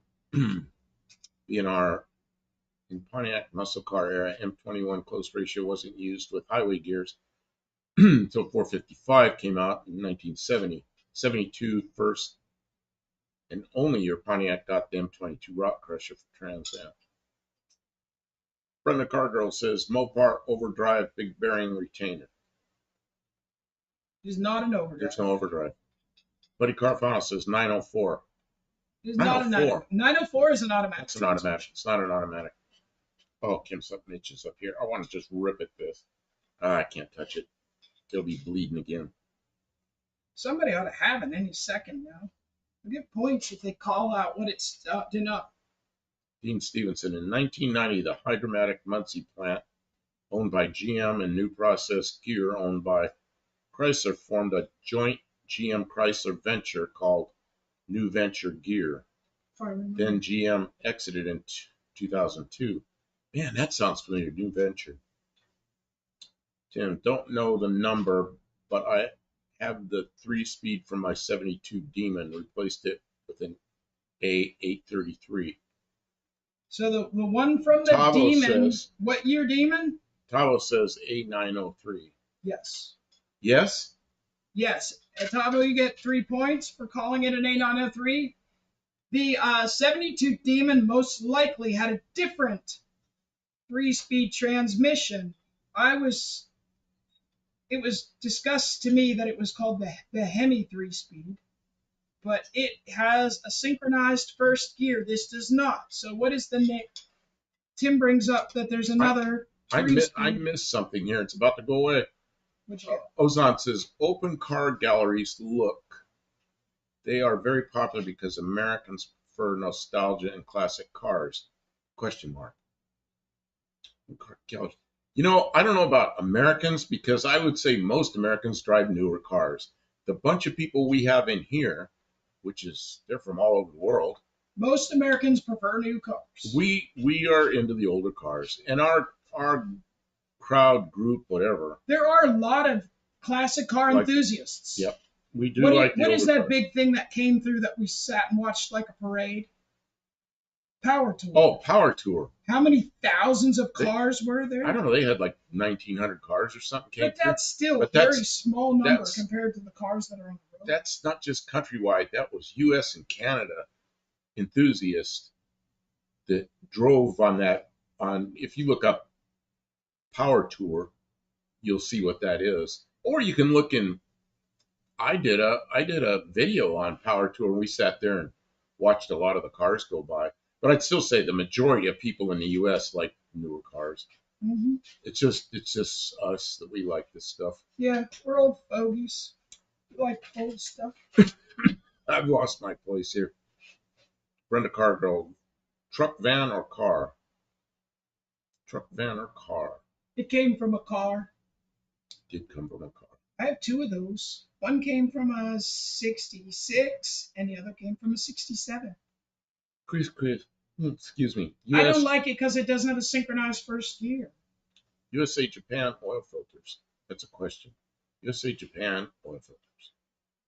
I don't know what the question is. Early one, no. Yep, it's an early one. No first synchro. She didn't like that. See, and I learned to drive like that. I never used first gear until I stopped, and then I used it. And she'd like be almost stopped. I go, hey, don't do that. I'm used to a 5-speed, and I Don't downshift to slow down. And Don't shift into first. Yeah, I want What's to wrong shift. with you? It's so weird to not be able to shift into first. I don't even understand that. Mopar Dodge always had high quality 4x4 transfer cases the entire 1990s, I recall. See, and I don't know much about The that. transfer case on that 93 truck is blown to pieces. Oh, I see. Ozon says, as I said, if you opened a classic car showroom, you make a lot of money. Oh, maybe, yeah, Yes. like a museum or something like that. Yeah, that'd be kind of, or maybe sell them. I don't know. There's somebody up here in town. We live a little ways out of the city, but up here in the city, there's a place, and it's a bar and a restaurant, and they have cars right in there. They have Ford Mustang GT 350s and GT 500s right inside the restaurant, and those cars look brand new. I haven't been in the restaurant, but you could see them from the windows when you drive by. My Yeah, Jeep great big building with big glass windows and cars, classic Yep. cars. And it's a new restaurant, probably a year old. We should go in there sometime, but we don't go out to eat much. No. But maybe we'll save our YouTube money and go in there. Spend all our money on our We sell our junk money cars. on our cars. Yeah. Our old junky cars. My Jeep Grand Cherokee 4x4 has 335,000 miles and still going. Nice. Man, that beats my van. My van has 329,000 miles on it. The only reason it isn't going is because the license plate ran out, and I took the insurance off because I just don't want to insure that many vehicles. But we need to clean it up and put a battery in it. Yep. Make it go again. At least use it on the property. That gearbox was used. Tavo says that gearbox was used down here until a mirror image one was produced in 1964. Complex system of linkages to suit right-hand drive steering column shift. Oh man, I didn't even think of that. Tim says, yeah, mine had a first gear synchro. Yeah, I remember I got my driver's license in 1970, and I remember the Maverick came out, the Ford Maverick, and one of the things they were advertising it was a full synchro 3-speed manual transmission. So you could go into first while you're still rolling, and I never really understood what the big deal was, because you had to be going so slow to do that. And the car would pull away just fine in second. I just never understood that, but they went to all the trouble to do it. I learned in a beat up old 5-speed with a 4-cylinder engine. So, you wanted to be able to shift all the gears all the time. Full sync. Yes, I guess. It was just what I was learning. Yeah, because Chrysler Corporation were a military company, and GM benefited from the NP Jeep. Oh, New Process Jeep and Chrysler transfer case, and Lee's influence. Oh, Lee. That would be Lee Iacocca. Or the car girl. Old car people are a breed all their own. 335. Wow. Is it an 08? Mine that has 329,000 is an 04. Ford van. Man, that thing, what a great vehicle that is. The first generation GM LS trucks had terrible transfer cases, failed all the time. My Jeep Grand Cherokee is a 2000. Brenda Cargill, 3 on the Tree is actually fun to drive. Yeah, Kim's getting rid of hers. That's what her 66 Dart was, but she's putting an automatic in it. I didn't hate it, but I wanted an automatic for reasons. I mean, she's got the engine sitting right here that she's working on, and the 3-speed is out of it, so it might just as well That's the put 3-speed. put whatever she wants in it. I can't see this for some reason. It makes me like. The Cargo 3. Oh, actually fun to drive. Okay, I already did that because GM saved money on the use of buying gearboxes. They didn't made up well to the C1500 housings. Tavo, we got we got Synchro first in the Valiant late '66 with the locally built Ford Warren. Okay, and that makes sense that they did it then.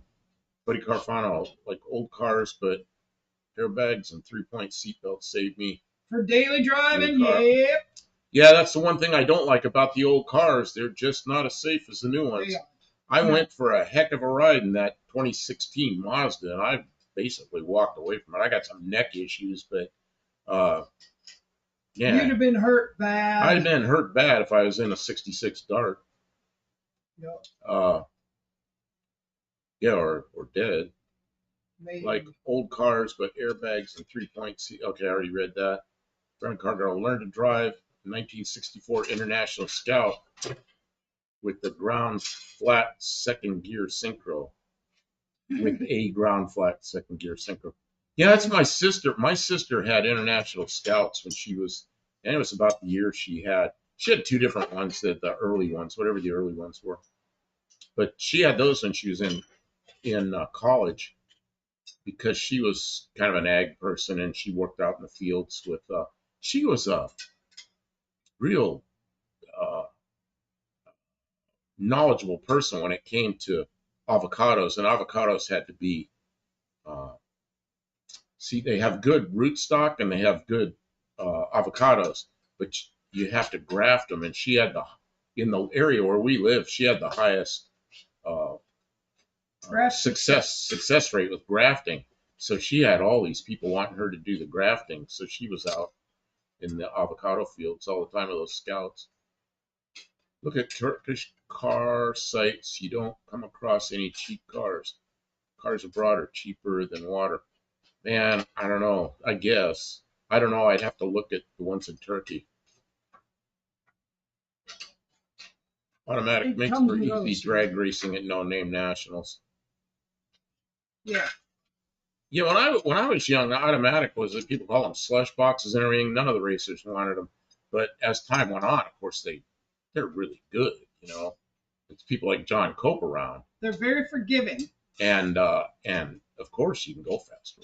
Clutch explosions in automatics don't happen until you really boost the power, but you can blow up a manual clutch with just Tim 72 Demon, my truck has 1.1 million miles, twin turbo, 6-cylinder diesel, no synchros, 13 speed, 15 liter.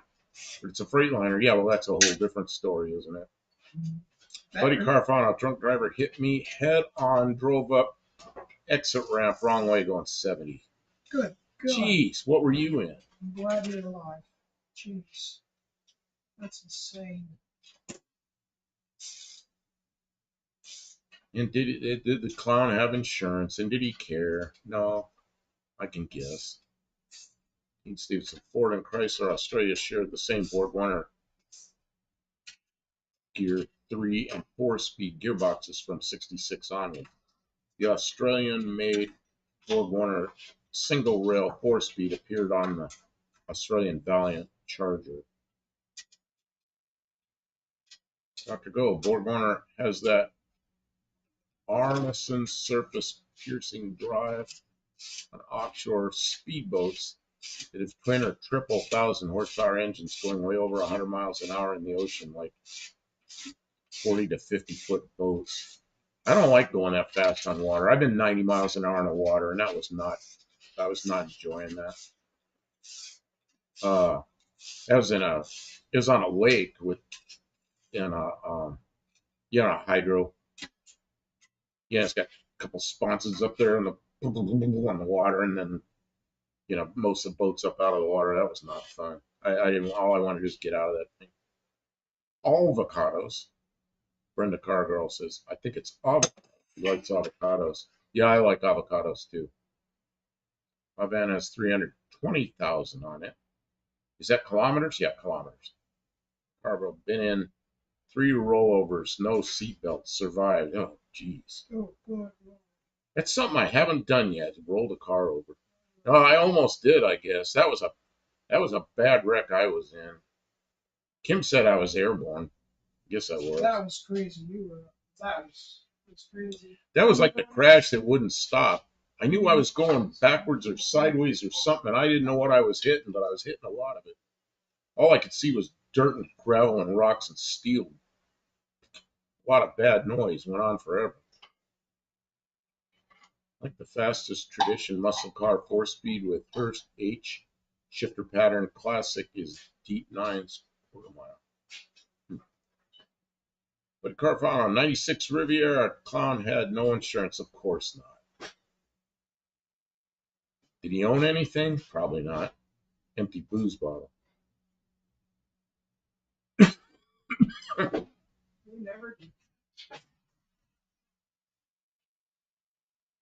Dr. Doe search for Lake of the Ozarks shootout. And see boat going over 200. Yeah, but I don't want to be in a boat going over 200.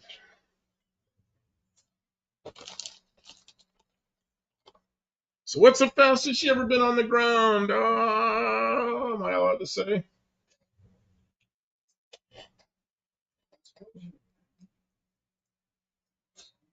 204. That was nuts. And that's about when the nose wheel was already off the ground.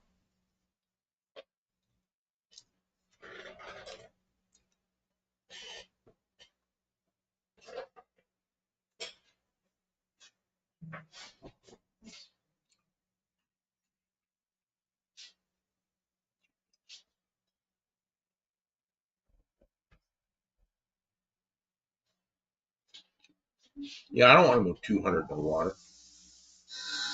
I don't really want to go 200 on the ground unless I know I'm taking off. Because by the time you lift the nose up and you're going over 200, you're in a flying machine. You know, and the mains are on the ground, but you got control, you know. It's a different story. I went almost 150 in a 2007 Grand Prix with one of those sideways LS engines in it. I was like 147, something like that. And that was not good. It was got light in the front end. All I want to do is get that thing slowed down. I'm getting a lot of air under it.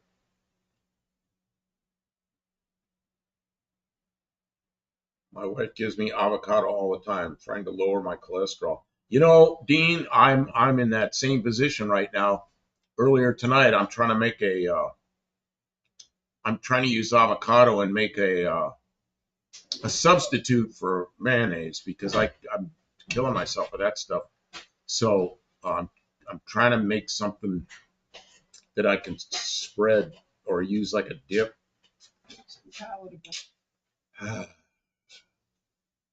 With me, it's triglycerides. Triglycerides are on. 200 mile an hour water. It's like 500 on land.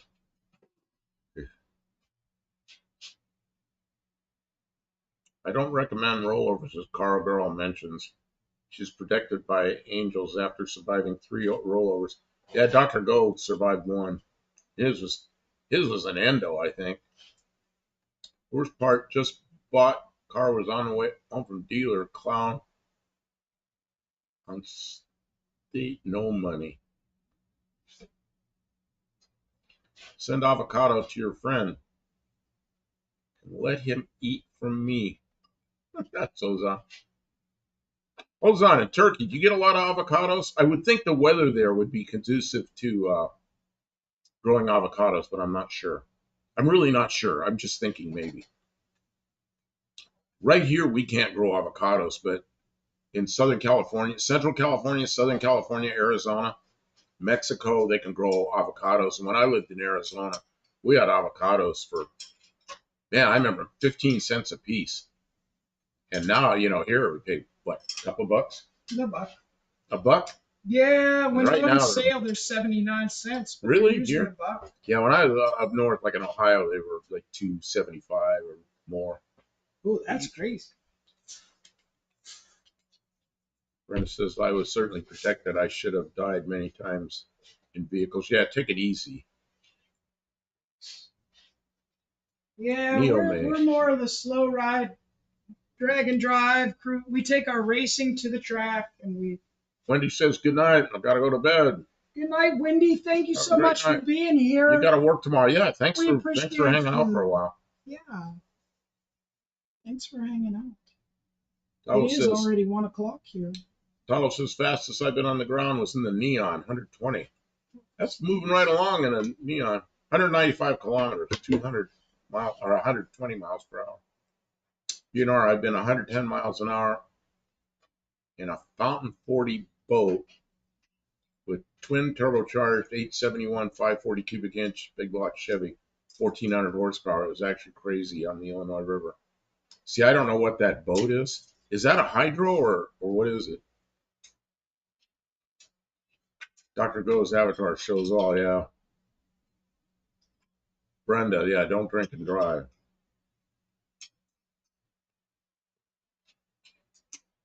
Oh, says, okay, time to get under blankets. Good night, everyone. Oh, you've had it too. Okay. Oh, thanks for Thank you for being here. being here. Yeah, it gets late. Olives, avocados, dates. Sometimes we get a second round of people in from around the world. People who are like, "Oh, it's morning here. How are you guys doing?" Man, olives, avocados, dates. Man, I can't eat dates because all the sugar. But where I lived in Arizona, there was a place called Dateland. And Dateland is just like, there's a store there that's like every kind of dates you can imagine. And they have date shakes, like a milkshake that's full of ground up dates, and it's really good. But I can't eat that anymore. Brenda, glad you have protectors. I have been saved several times as well, and I am so very fortunate and thankful. Yeah, well, Dr. Go, when I rode with you, you had seatbelts on and a helmet. I had a helmet too, and seatbelts. But yeah, you had a really rough one. Somebody yapping at me? Yeah, I don't know who it is. Tim says I did 160 in my 67 GTX, sort of scary. I did 172 in a Richard Petty racing school. That was fun. Yeah, that's a lot safer thing. The 67 GTX is not very slippery. Pretty squared off car to be going that fast. Buddy says, have to look for pictures. The car only had 17 miles on it. 17 miles on it, some clown hit you head on and destroyed it. That's terrible. Guys working those trims that 100 plus boat with 1,400 horsepower, your life or death. I don't know much about boats that go that fast, but the one I rode in was a hydro, and there were friends that had flat bottoms, and I didn't understand all this stuff. Like, I understand how a hydro works, but I didn't want to go for riding that thing again.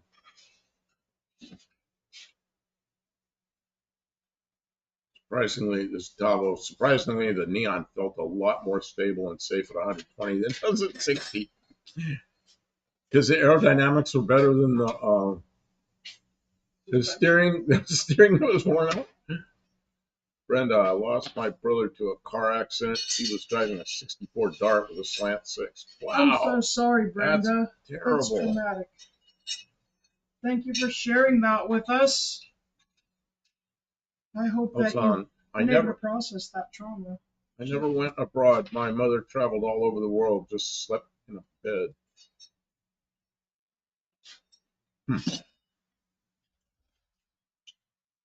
I traveled some. You've traveled a lot. You've been. Oh, I just slept in bed. I traveled mostly around the Pacific in airliners and military airplanes. Yeah, I've been across the Atlantic to airliners, Russia and Finland and England. I think that's it. Dr. Buff, the Long Fountain brand boat is an ocean racing deep V bottom hull designed to slice into big waves. Okay. Racing, Frankie Taylor's 40-foot fountain boat, former Lake Michigan racer boat. Frankie was a 9-second drag race and world fastest streetcar shootout competition 1990s.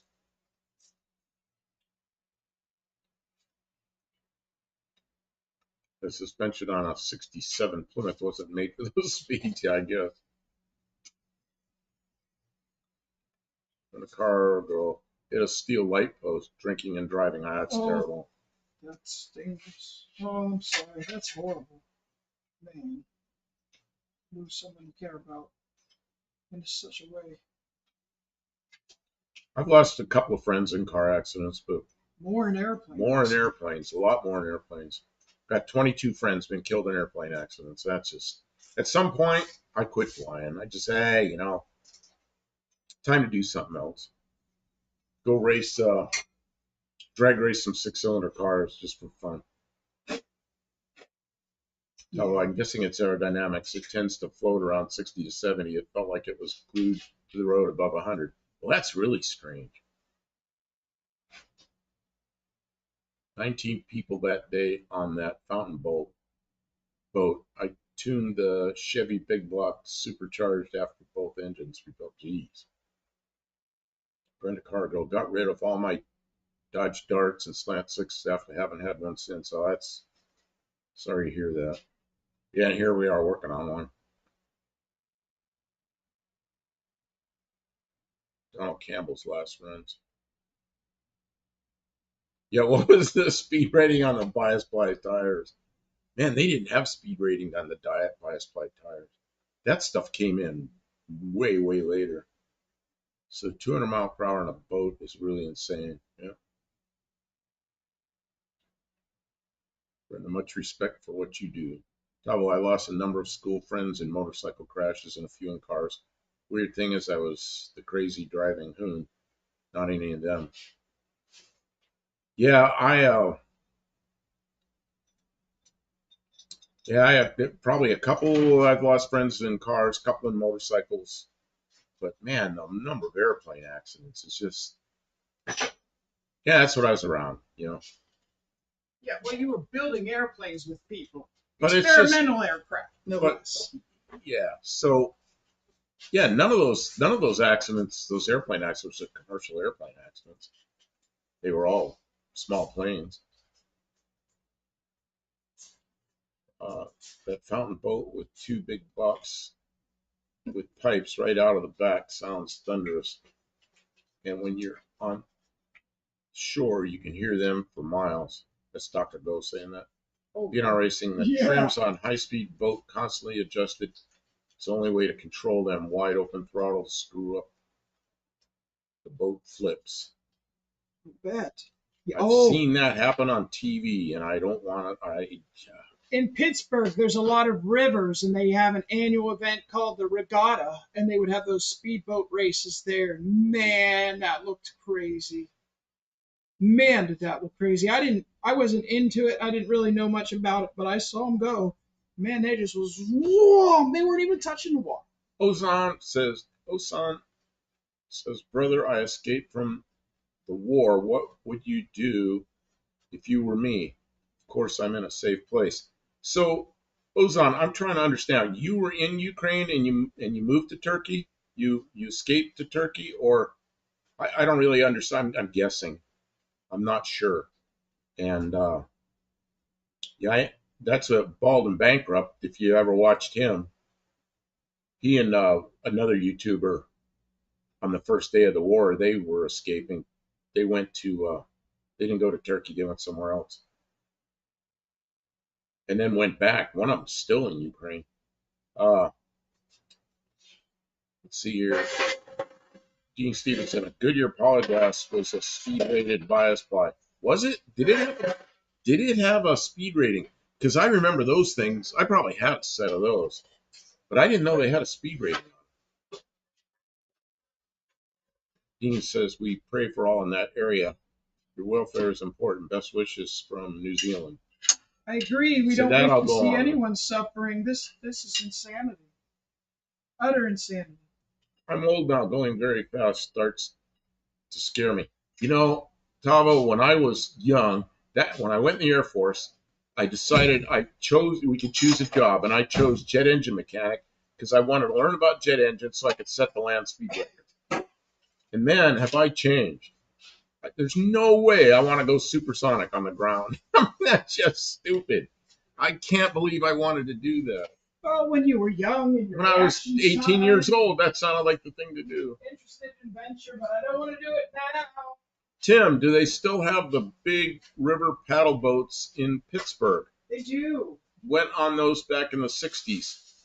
They're Yes. they're called the Gateway Clipper Fleet, and it's a non-commercial, like touristy thing. People will have like parties on the boats, and they'll have like little wine and cheese parties where people drink and eat and social time, and they just cruise up and down the river and they look at the lights of the city, and they have music and they dance. They do it all year round. They have different for the seasons. They have different events, and there's different sized boats. There's like a big I forget what they call it, but you can look up the Gateway Clipper Fleet from, and you'll find something in Pittsburgh there. There's a lot of rivers. There's 3 rivers that merge right at the center of downtown Pittsburgh.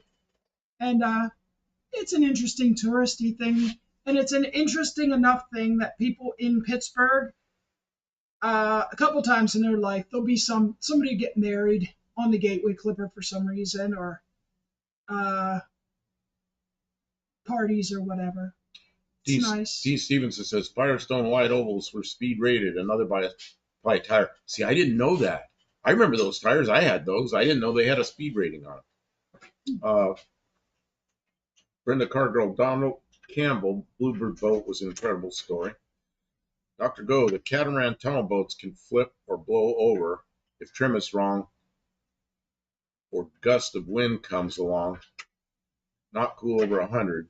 Years ago, 2 men died flipping at the Ozark shootout.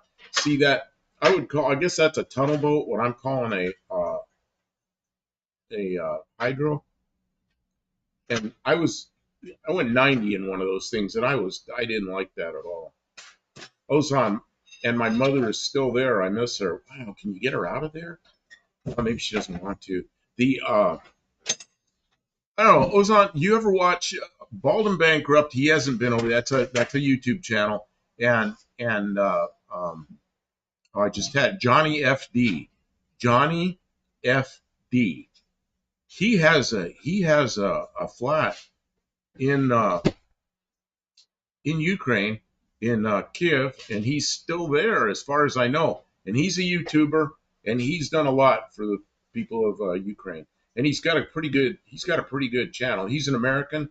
He's of Mongolian descent, but he's an American. Grew up in the U.S. and now he lives in Ukraine. And he's a pretty good guy.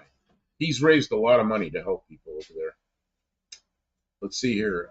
Pontiac used Goodyear polyglass tire stock in a 70 Trans Am, believe only used 71 by Pontiac. Man, I remember my friend bought a 69 Dodge Dart with a 318, and he got whatever the handling packages and everything. I remember it had Goodyear polyglass on it from the factory. Dean, this is going kind of fast. I'm going to start missing some comments. You still have Firestone Cavallino wide oval across the ditch. Love those tires, made in New Zealand. Don't even know about them. Bonneville is on my bucket list. Oh, Bonneville.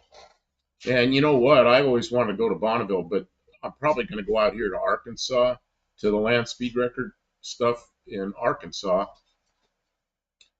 And probably in June or July, whenever that is. You can look that up online.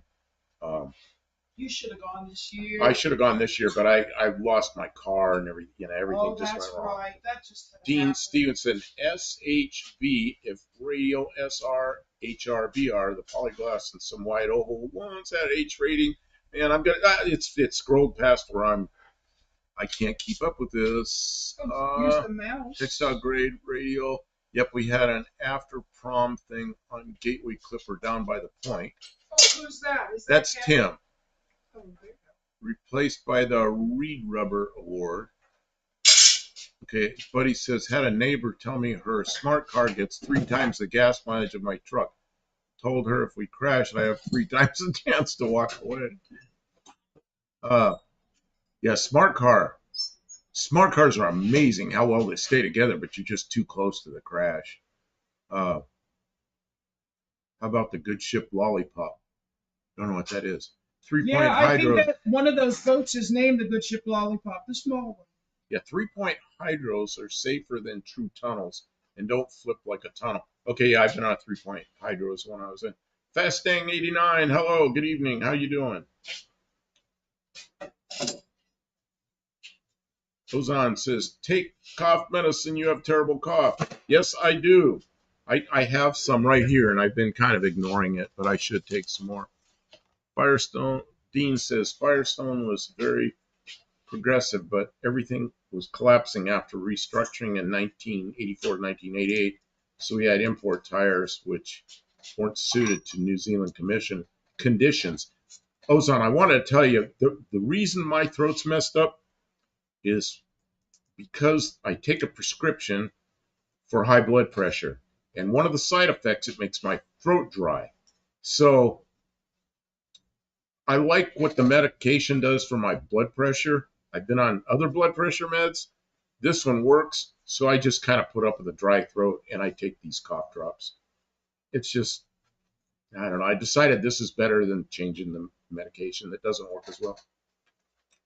Those huge high horsepower twin and triple engine racer boats burn through 200 gallons of gasoline in no time. Frankie could afford after 2 years $600 a weekend to operate it. Jeez. Sounds like an airline. Yeah, wow. Fastang 89, the polyglass tires came on the Boss 351 originally, if I remember correctly. Could be. Fastang says he knows his dad's had them. Someone says herbal tea is good for internal cough. You know what I like? But once in a while, it starts bothering me. I make some green tea, and I have some green tea I make that's okay. You know, for sure, need cash for gas on the big go fast boats. Way out of my zip code. Watch. Good ship Lollipop was Shirley Temple. Yeah, that was a movie or whatever. But one of those boats is named the Good Ship Lollipop. PNR, I still remember Frankie getting the $120,000 loan for his foundation boat, racer boat. He had $150,000 in his record holding 69 Camaro 454. Dean Stevenson, they appeared before Goodyear previewed them on Sam. Is that Pizzi's? I thought it was Posey's. I don't know. 68 G code 302 race tunnel engine card. F60. Man, I remember those kind of sizes. That all makes sense to me. F60 H15s, Goodyear. Just off. I remember having F70s, F60s, G60 15s, all these sizes. They all just make sense to me. And all that's gone. Big block Hondos, Tahiti, bottoms all on my day. Yeah, that's what I thought, Sam Posey. Frankie is repressed, losing, selling his foundation race boat. Brenda, cool boats out there. Kim, oh, you're taking care of the fire. Because when you're taking care of the fire, I'm going to ask you to come over here. Yeah, I guess that's what we're kind of doing. Is we're the old folks now living in the old times, building slant sixes Back and in my Dodge day, we didn't Dodge have Darts. these fancy high-speed cars. I have a car that is the very first year Fox body. I am so excited about having that Fox body. Oh, we'll have it in here real soon, working on it. I don't know. He doesn't want to work on it yet. Well, we have a Working lot. on other We stuff. have a lot of stuff in the. Oh man, it never stops. Got a lot of stuff in the pipeline here.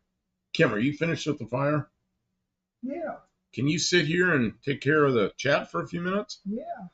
I need a break. Okay. That's reasonable. All right, chat. I'm here. You sound better. Oh, Your voice sounds better. I'm yelling harder. I don't have much. I don't have a lot of voice, guys. I'll get close and talk so you can hear me good. Okay. Herbal tea. Oh yeah, we're gonna get some green What's tea. this That sounds mess? good. It's just a little. It'll go out. Fire outside the park. Cash for gas on big boats. Oh yeah, big boats are just like dragsters. Wow, that's a lot of money for a boat. Wow.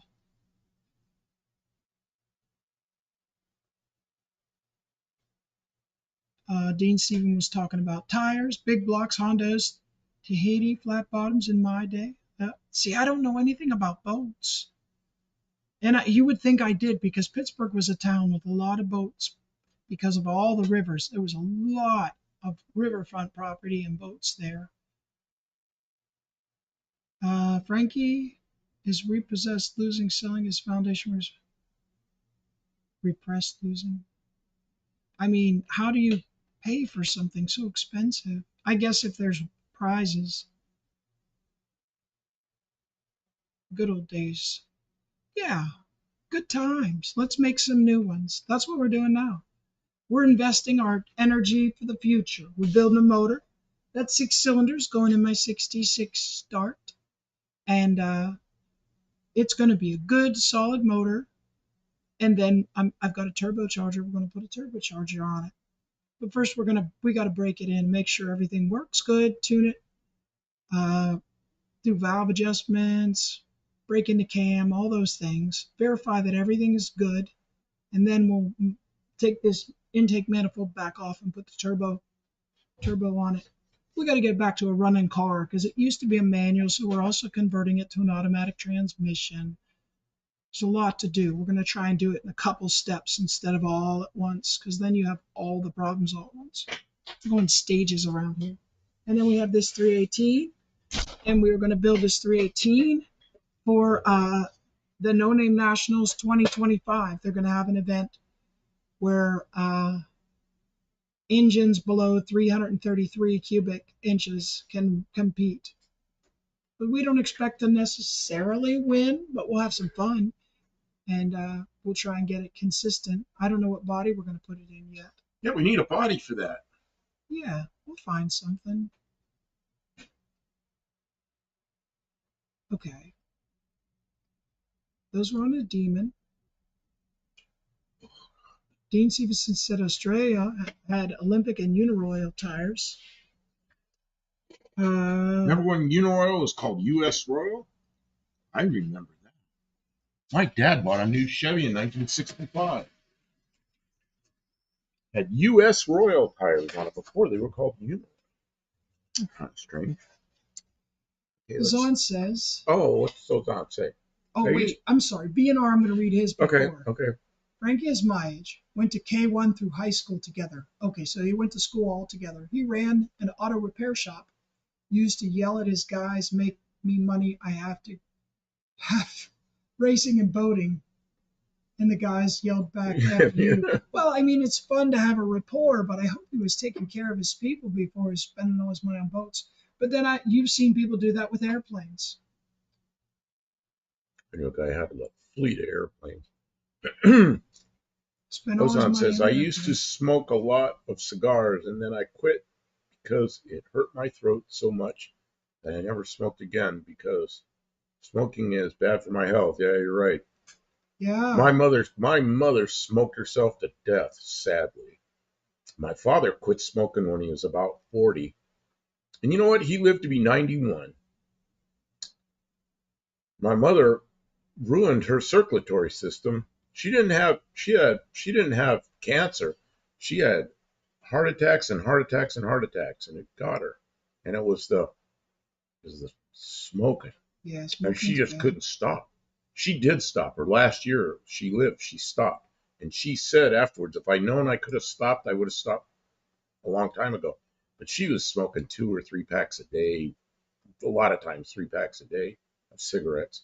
We both sound horrible. He's coughing, but he often has that cough, and it's because of his medicine. And then right now, I have no voice because She got sick. I had they a said. sore throat. We were on the road, and I picked something up along the way, but it's going away. But I can't talk this long. But yeah, neither of us smoke, and I hope that people can not smoke because it's not very healthy for you.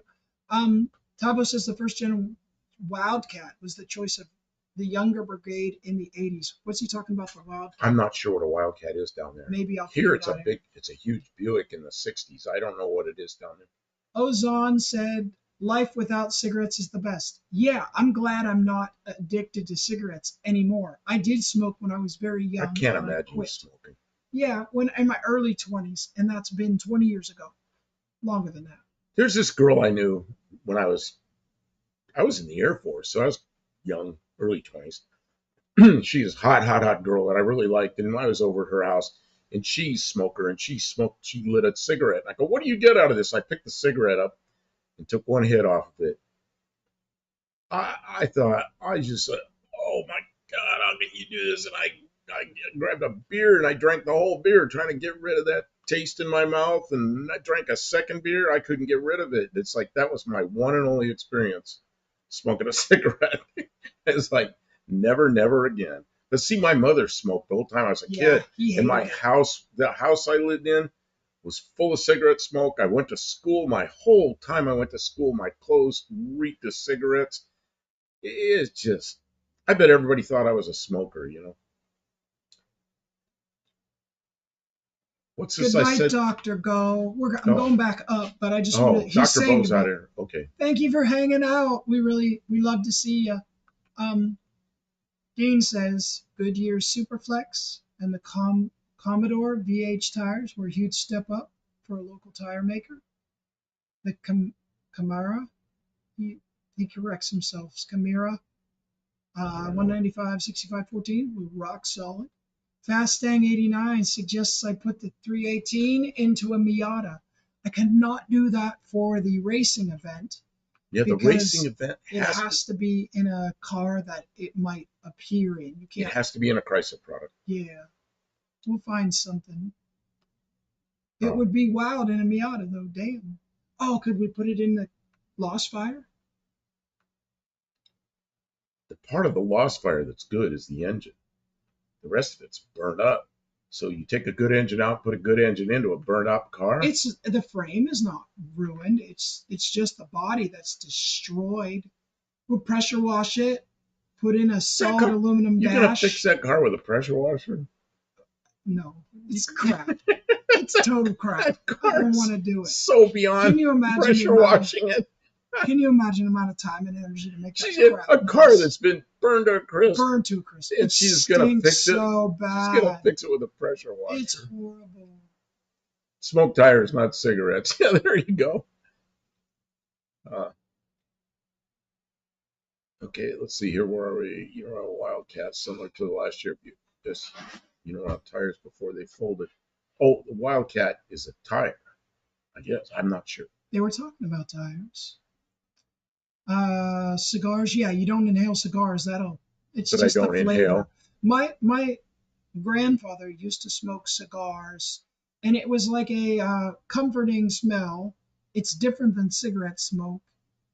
And I kind of still like cigar smoke a little bit, as long as I'm not like in a room filled with it. But just the smell is. When I was hanging out with Uncle Tony, yeah, UTG, he's always smoking. But smoking. He uses pipe tobacco and rolls it up, and it's really not too bad. I mean, I don't really like it, but I don't dislike it like factory-made cigarettes. Every once in a while, he'd run out of that stuff and he'd smoke a cigarette that was out of a pack of cigarettes. Oh man, I just gag and make my eyes water. It's terrible compared to the pipe tobacco. Tavo has things to do. He's calling it a day. Thank you for stopping in, Tavo. Yeah. Check out Tavo's channel. He is on YouTube. Yeah, he's all the down under Chrysler products. He is worldwide, so we like to give him a shout out. Also, check out Dr. Go's content. He makes stuff about boats and about cars. And has been a really good friend to us. When he had his car accident, they made a special trip to come and Oh, get us because I was so rattled. they were out ahead of us, and they were coming to our hometown to see somebody, and they turned around and came back, came to the hospital where I was, and they hung out with us the whole rest of the evening and helped us haul some of the stuff because we had 2 carloads of stuff and couldn't take it all. And yeah, they really helped us out that night. Yeah, we owe them a debt of gratitude.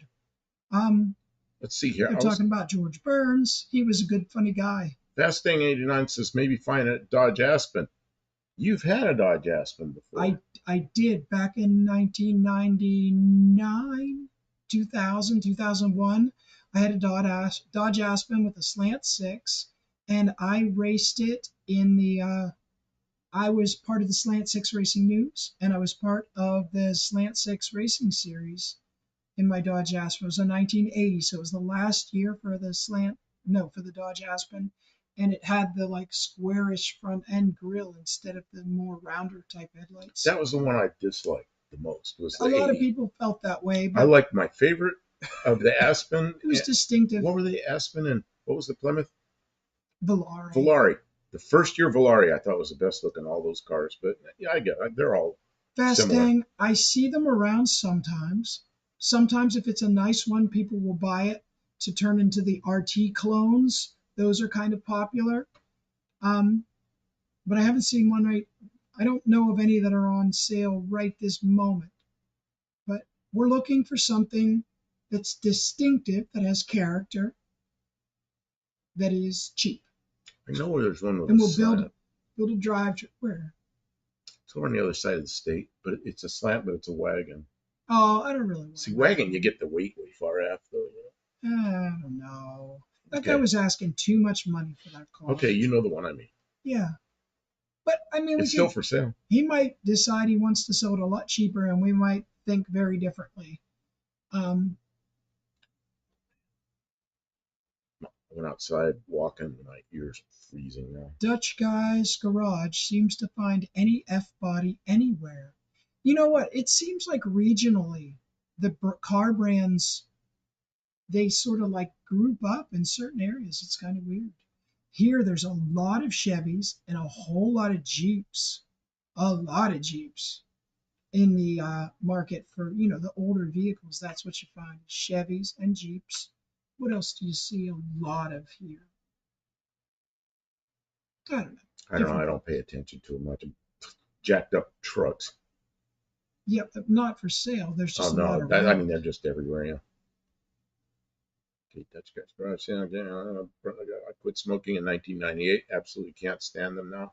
And my father was like that. He quit smoking, and then he lived with my mom till she died, and she smoked, just kept that house full of cigarette smoke. And then she was gone for, I don't know, maybe 10 years.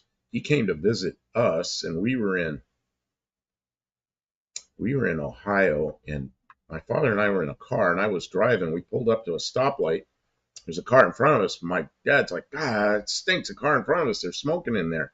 So it was bothering him. It was coming out of the car and then into our vent, and it was bothering him. And I thought that was pretty funny, that because he had smoked and he lived in that house that was just full of cigarette smoke.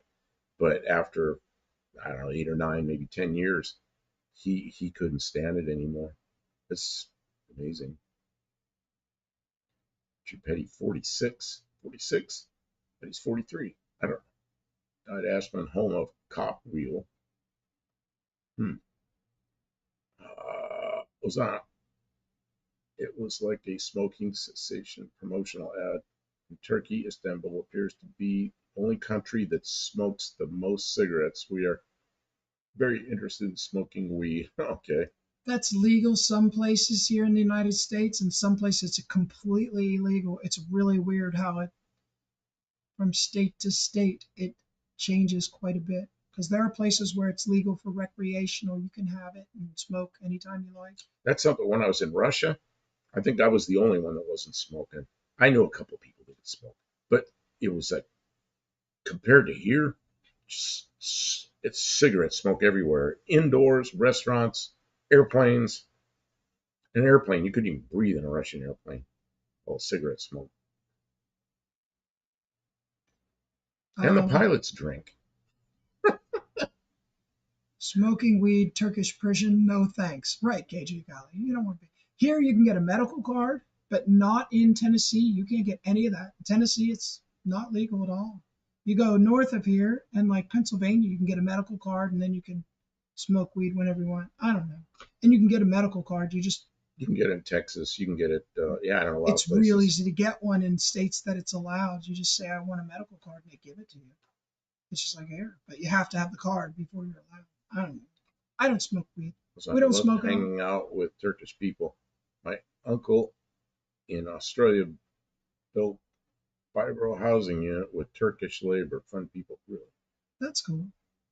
Buddy Carfano had a 2-door Diplomat. I had a 4-door Diplomat, but I traded that for a 67 or 60, I think it was a 68 Dodge Dart with really low miles. It was really nice. The Diplomat was pretty nice too. If I can, whatever I find that has a nice body and a respectable interior that isn't all trashed, that'll be the sign, you know. But because I have the full drivetrain, this engine's going to be great, and I've got a 904 transmission sitting right there, small block bell housing, and it doesn't have reverse. Well, it's either a valve body issue or a band issue.